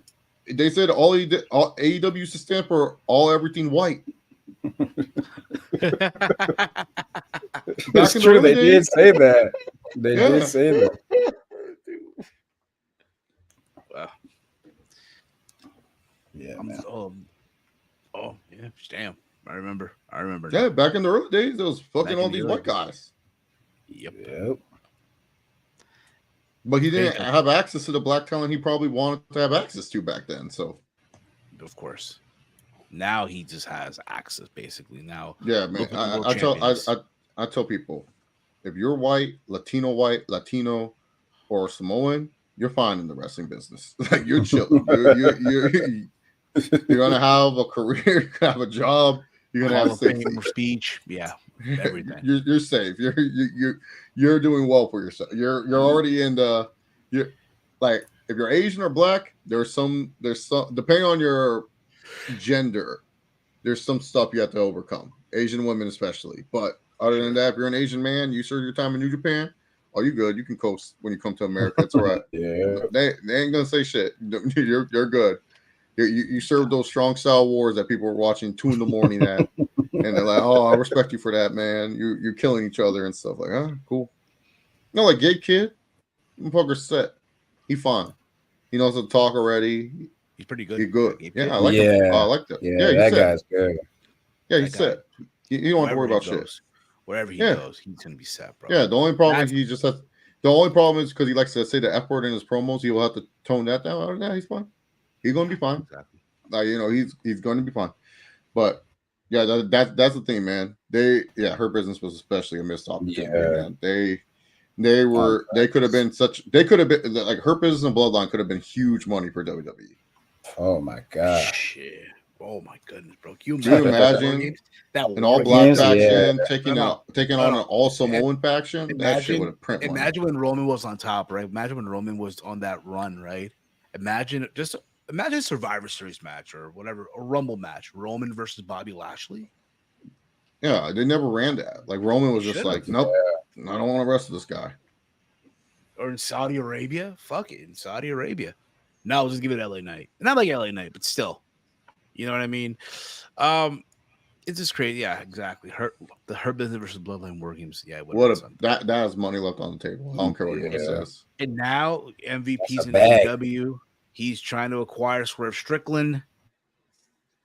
We're gonna get basically Swerve versus Bobby Lashley, basically down the road. So there's that as well. But that's basically it, man. Anything else you guys wanna before we put a bow on this? Anything else you guys wanna? No, I think we covered everything. Unless Yeah. like some news drops. Did you go see a sign anywhere? No, not yet. No. Oh, yeah, there is some news, guys. What's the Oh. news? What's the news? Breaking news here from CPs. Our- Here we go. Our CPs good select. friends, our good friends over at the NWA are they're finishing up on the CW app. Oh, what a coincidence, right? NXT showing up tomorrow. They're leaving CW. Aren't they having like a pay-per-view like Shockwave in like 2025? Whatever. Yep. Hold up. Is EC3 still the world champion? Or is it Yeah, they recently like Yep. send out a congratulations on like 365 days as champ posts. Like I want to say like a Yep. month ago. I like his new CPZ, theme. you didn't. This is actually big news. CPZ actually shared this with us. Word backstage within the AEW is that they're hopeful and even expecting to get Adam Cole back soon. Bro, whatever type of ankle injury he had, I never want that in the history of life. What the hell? For real, bro. That ankle injury must have been fucking everything. killing. Cost him everything. So badly now that he's single, he moved back to Philadelphia. Oh man. Think about it, bro. Ever since, why do you think I said this to Romeo and Walter? I said this to Romeo and Walter at Grand Slam, like, because people were talking about, oh, the stage is like, it's not like last year where they had the giant stage and they had that LED on the stage with the taxi and shit, right? Yeah. I'm like, no, they probably did it because they don't want to have another injury. Or also factor in they played the final countdown 3 times and shit, but outside of that, yeah, bro. I mean, I'll believe it when I see it, man. Hopefully, Adam does come back. That's something that just, we'll see when it happens. Also, it was announced real quick here. Bound for Glory is Joe Hendry versus Nick Nemeth for the world title. For the world title. It's time. Or is it? It's time. Or is it? I don't know, man. People were saying Slammiversary, man. Look what happened. He was the first guy eliminated out of that multi-person match. And with TNA, you never know what they're doing because we don't know. Maybe Joe Henry he signed that secret WWE deal. He's like, oh yeah, I'm going here, going to WWE. All right, cool. We'll keep Nick Nemeth as our champion. I think gotta put that young talent over, I think with Henry's deal, he's able to train at the Performance Center. Yeah, he's able to attend classes and shit. Yeah, I'm sure Steve WWE wrestlers that are signed to WWE can go to the Performance Center and take classes. Exactly. That's why I said that he's getting the WWE orientation. He's getting it out the way. The Hell in a Cell is a Monday night. The Hell in a Cell is a Monday Night Raw, and it's a clever move. I think he meant it's a clear one. It's not the ugly red one that they had in the past. It's like silver. I think that's what Safet means. It's a silver one. Oh, I think it means. Yeah, I think he's either saying it's a clear one or a silver one. Oh, so they're gonna bring down the cell tonight. Okay. No, you know that, dude. Come on, man. That's how the show's gonna end. Dude, you know what they used to do? Have you ever been to a show where they've had the Hell in a Cell, like in the arena, like just on a Raw? No, but I bet WrestleMania, obviously. Yeah, no, yeah. So wait, what's WrestleMania? 32. Oh yeah, 32. Yeah, I saw the 39 one live, and that sucked. No, because one time I went to a show and they had they just randomly had a Hell in a Cell match as a dark match. It was a 6-man. It was Cena, Punk. I forgot who. I know the Awesome Truth and like someone else was in that match, and then Punk and Cena were teamed with someone else. I can't. I just don't remember the last two people off the top of my head. Like I know it was funny too. I was just like, the hell, like because like they had the Hell in a Cell in the arena, and I was just like, why did it have the Hell in a Cell here? And I remember the paper you just passed too. So it was weird, but it was cool. It was a cool dark match. I was like, oh, cool, free Hell in a Cell. I'm cool with that. For sure. Before we go though, as you guys know, there's Bad Blood happening on Saturday, right? 6 p.m. start time, 6 p.m. I'm planning to do preview Thursday. What do you mean 6 p.m. start time? There's no 6 p.m. Oh yeah, they changed it. Yeah, it's starting at 6 p.m. Yeah, Eastern time, 3 p.m. Pacific. No. Yeah. No, you mean the pre-show starts at 3 p.m. The PLE starts at 6 p.m. Chase. Huh? Is that to not interfere with the UFC? You know it's TKO weekend, bro. TKO. But we will just to give you guys a quick odds real quick for UFC 307. This is going down this Saturday. Some of the fights here: Jose Aldo versus Mario Bautista. Wait, all those fighting on this? Yeah, he's fighting in Utah. He's fighting in Salt Lake, bro. Bro, this is where he originally retired. They sent him to fight Merab Dvalishvili in fucking Utah, and he was like, and he just freaking stopped all his takedowns and stuff. And why did they do this to Keanu Reeves, one of the greatest fighters of all time? He fucking sent to Utah. He's at a plus 120. Yeah, that's crazy. Aldo's a plus 120. Mario Bautista is a minus 142. Stephen Wonderboy Thompson's at a plus 170 versus Joaquin Buckley, who's at a minus. Wonderboy's fighting on? Why have I missed all these fight announcements? I didn't know. He's on the prelims. He's on the prelims. On the main card. Wonderboy's on the prelims. Well, I don't know because the way they got this order, right? So Kevin Holland is on the main card, but Wonderboy's on the prelims. Yeah, all right. Because let's see. Kevin Holland's at a minus 162. Roman Dolizio is at plus 136. Kayla Harrison's at a minus 800. Caitlin Vieira's a plus 550. I did not know Kayla Harrison was on this card. Like, so what the fuck is UFC doing? How the fuck is one of your top prospects?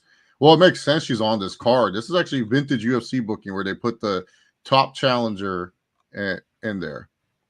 Yeah. Raquel Pennington, who's defending the women's bantamweight title against Juliana Pena. Raquel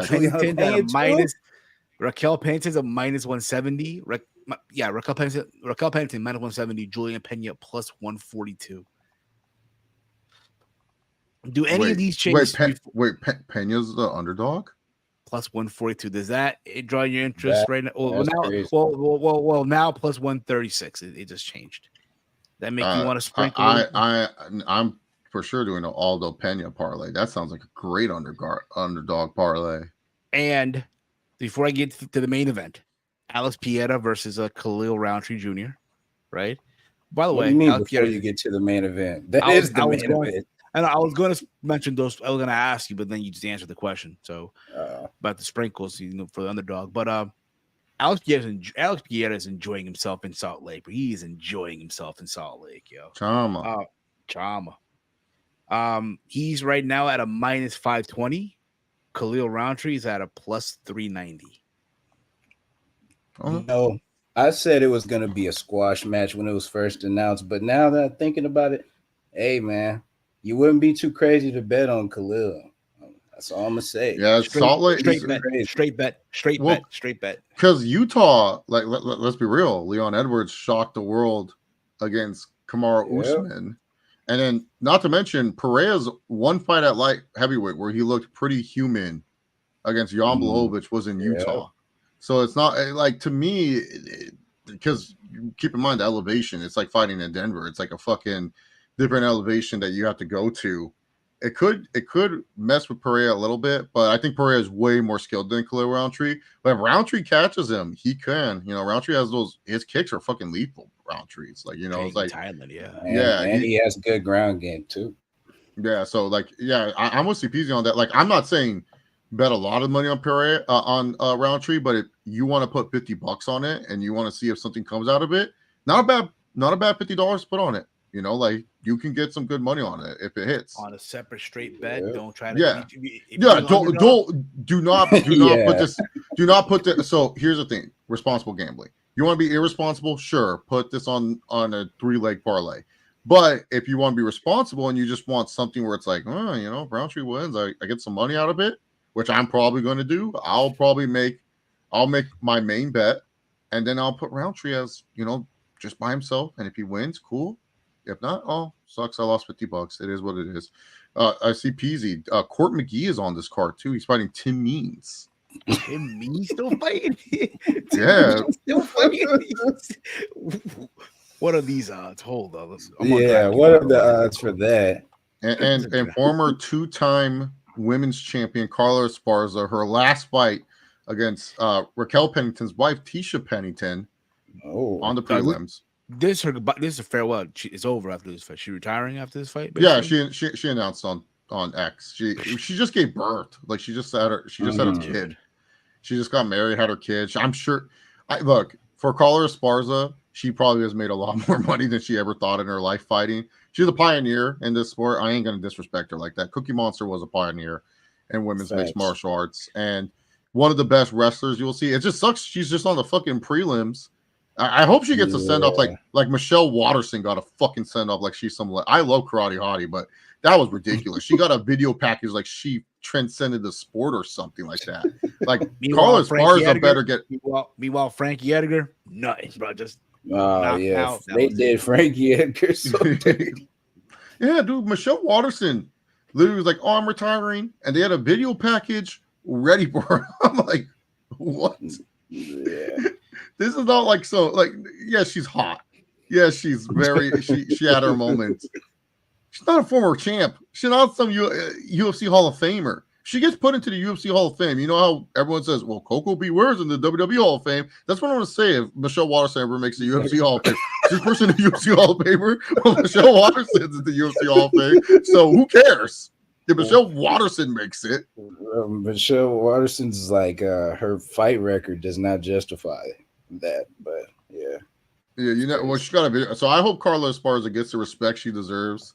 You know, she's a two-time UFC champion. She Hall of Famer for sure. She never defended the belt. But Carla Esparza? No, she never retained. Oh yeah. She never had a successful defense. Like that's not on her. She won the belt on the Ultimate Fighter finale, beating Rose. And then afterwards, she ran into the buzzsaw that was Joanna Jędrzejczyk, the boogie woman. And then she neutralizes Rose Namajunas. And keep in mind, neutralizing Rose, yes, it was one of the worst title fights of all time. But when is the last time when you've seen Rose Namajunas like that? Like no one really does that to Rose. So neutralizes Rose and then runs into the buzzsaw known as Zhang Wei Li. So like she fought the best. Like you can't say she didn't fight the best and stuff. But I just find it disrespectful to a woman like Carla Esparza. Like as it is right now, she's the second fight. She's like an early prelim. I'm going to be watching that fight just out of respect for Carla Esparza. I think the plan is, if I remember correct, Romy said this. The plan is we're gonna do the watch party for Bad Blood on the True Heat channel. And then after for UFC 307, we're gonna do the simul stream here on this channel and over on True Heat Sports Entertainment. Okay, let me get. All right, sounds good. But again, I don't know. But Steve, I might not be ordering this one. I don't think it's worth the. No, Peruvian. I talked to my cousin in Peru. we might be because I'm sorry. I love Alex Pereira. I already paid tickets to see him live. I don't need to pay. This is not worth my fucking money. Yeah, one fight card. Yeah, I'm not paying unless you guys want to chip in $25 each. That's the only way I'll let you guys use my account for it. But other than that, no, we going the illegal route for that one. Sorry, Uncle Dana. We going Stream East. We doing everything else. We ain't watching we ain't paying for this card. This card is a 2. We got him. we're watching this guy right now. All you have to do is turn it on Saturday, and we got you, fucker. I can't wait. Turn it on Saturday, streamers, and see what happens. It never gets old. Hell, even UFC 308, I don't even know because I have to decide because they're taking place around the same time. I got to decide. Do I want 308 looks good, but I don't know if I want to buy that live because it's an Abu Dhabi time. Speaking of which, Ilia Topuria at a minus 218, Max Holloway plus 180. Chase, when you placed your bet, where was Max Holloway at? When you placed your Holloway at what? When you placed your bet on Max Holloway versus Topuria, what were his odds when you placed your bet on Holloway? I didn't place any bet on Holloway. I'm saying away. No, I know. I placed my bet on Holloway against Gaethje. I was like, dude, I think Holloway's going to smoke this guy. Yeah, I was going to say, no way people would think that Holloway's going to win this, right? Robert Whittaker now? Steve, I've been on the Topuria train since he fucked up Josh Emmett. I said, yeah, no one's beating this guy right now. He's too fucking good. And I was one of the only few people that was saying Volk is going to lose to Topuria. I'm actually looking at what's the odds of Topuria to win by KO. It doesn't say right now. Everything's locked right now. I think that's a good money. Somebody's getting knocked out. That's not going to no decision. For those people wondering, Hamzat Chimaev, Robert Whittaker. Robert Whittaker's at a plus 164. Hamzat's a minus 198. No, what? Money on Whittaker. What are the odds of him making the walk? Can you bet on that? Yeah. What are the odds of will Hamzat Chimaev show up? Yes or no? For real, yo. That should be the real question. Don't even put odds for him being a favorite. Charles Oliveira versus Michael Chandler. Chandler's at a plus 200. Charles Oliveira minus 245. Oh my, that's the easiest plus two. Put it on Chandler, bro. Yeah, what did Oliveira? I love Charles, but what has he shown the last few fights? He hasn't. Oh, thank goodness. Yo, today is the last 3 hours of Raw for a while. Oh, that's crazy. Let's go. Beautiful. The biggest what if Vince bought UFC and let Shane run it, would it be successful? Had Shane ran the UFC? No, because the problem is Vince would have made sure everyone was a fucking character. And stuff. And then the problem is he would try to pay to rig the fights and stuff. Like we would be talking about how Tito Ortiz is the greatest fighter of all time. We'd be Tito. Remember Tito beat everyone? Tito can be the next Hulk Hogan. Tito can't even fucking say a sentence. Randy Couture. I love that Randy Couture. Before we put a bow on this, what's the Jones and Miocic odds? I was going to get to that. Before we put a bow on this, wrap this up. The last fight here on FanDuel that they have for now for future fights is John Jones, Stipe Miocic. John Jones. Do you want to guess where his odds right now are, Chase? Do I take a wild minus 320? CPZ? Minus 250.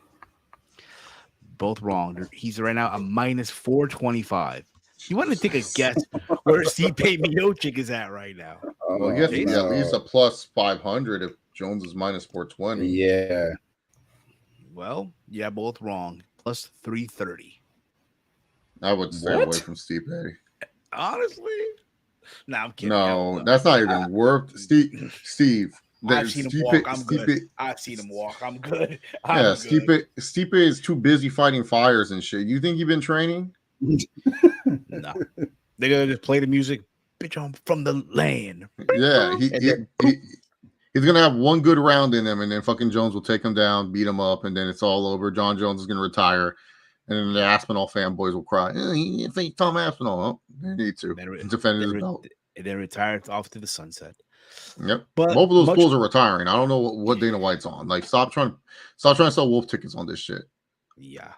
Yo, dude, you know what's crazy? Fucking Petr Yan and Deiveson Figueiredo are on a free fucking card. They're in China. Macau or is it Beijing? Yeah, that's the Macau card. Yeah, the Macau card. Like, they have all the other Chinese fighters. Is that like in your time, Chase, like 2 a.m, whatever it is? Or dude, yeah. I woke up mad early to watch Zhang Weili versus Jessica Andrade. I can't remember the time. Or are they gonna treat China like they did England No, US start no, time. no, Steve. England's like UFC's bitch. In China, UFC's China's bitch. They do whatever the Chinese government wants them to do. Yeah. In England, the UFC is like, we're the fucking UFC and stuff like that. Chief Race here. I've been interested in betting. People keep telling me to stay away. That would make sports more fun. I always tell people with betting and gambling, just bet what you feel comfortable that you're willing to lose. Like you gotta understand when you're betting and gambling, what do you feel comfortable losing? And you gotta understand your limits. Like that's the hard thing when newer people want to start. And because what happens is you'll win once, and it feels so good, and then all of a sudden you start following people on Twitter that give the hits and stuff. They'll tell you buy my package for $49 a month, and then you realize these guys are lunatics that bet $100, $1,000 on sports bets, but they have the funds to lose that. Most people don't have the funds. Most people chase that dream of, oh, I can do this. I can do that. It's like and be out of debt for life. No, it doesn't work that way. Exactly. Yeah. So that's why it's like you gotta set your limits and you gotta understand what you're okay with losing. Like if $20 to you is okay to lose on one bet, don't be upset if that don't hit. That's why I always tell people like my cousin, was it when Pereira fought Yuri the second time, right? He was like, yeah, man, I put like $50 on Yuri Prochazka because he thought you were gonna win. I'm like, yeah, bro, that wasn't a bad move. Oh man, dude, my Vegas ticket. Oh, jeez, fucking Ortega would have just bought. Oh, thank God he didn't fight because he got his ass kicked by Lopez. But man, I had him on my slip. I had him on my slip. That got voided, but man, I would have won because all my other fights hit. Man, if I would have won, I would have walked away $3,000 richer. I was all bro. And then now you know, and then it got slashed in half.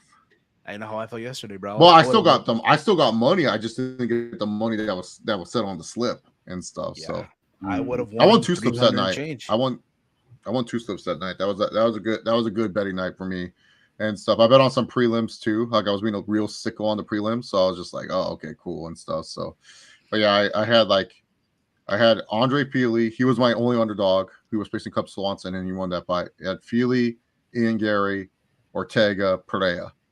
And Pereira is like the best ender for any parlay because you just feel so comfortable with him as your parlay ender.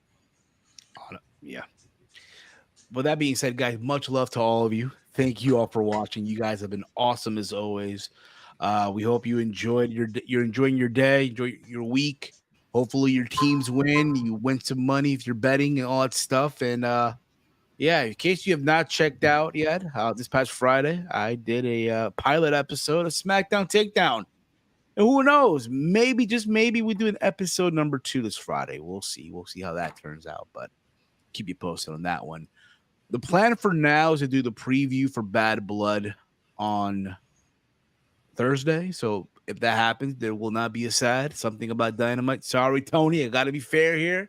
Last week, Paul didn't get a Raw rundown. Oh man, he might ask you to do the Collision Fusion review.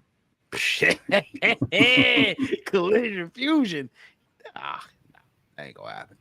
We'll see, but nah, I doubt it. By the way, WWE got on the shop. Yeah, the Don toilet paper. I saw that. That's pretty funny. I'll be shocked whoever buys that. Collector's item down the road. But thank you all for watching. Much love. You guys can follow the Around the Point Network over on X at AT Point Network. Follow me on X at Heel Steven Chase. Let them know where can they go check you out. Yeah, you guys can follow me on X at ChaseOver68. There you go. C Peasy.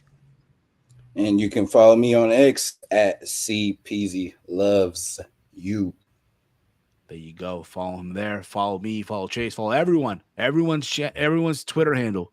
Everyone. Myself, Chase, Big Mike, C Peasy, Walter, Romeo, True Heel Heat. Everything down below in the description box if you're on YouTube right now. But that's going to be it for us. Thank you all for watching. For myself, for Chase, for C Peasy, for the gang, this has been Steve's Kitchen here on the Around the Point Network. Good night, everybody. Listen. Fuck up. Get out.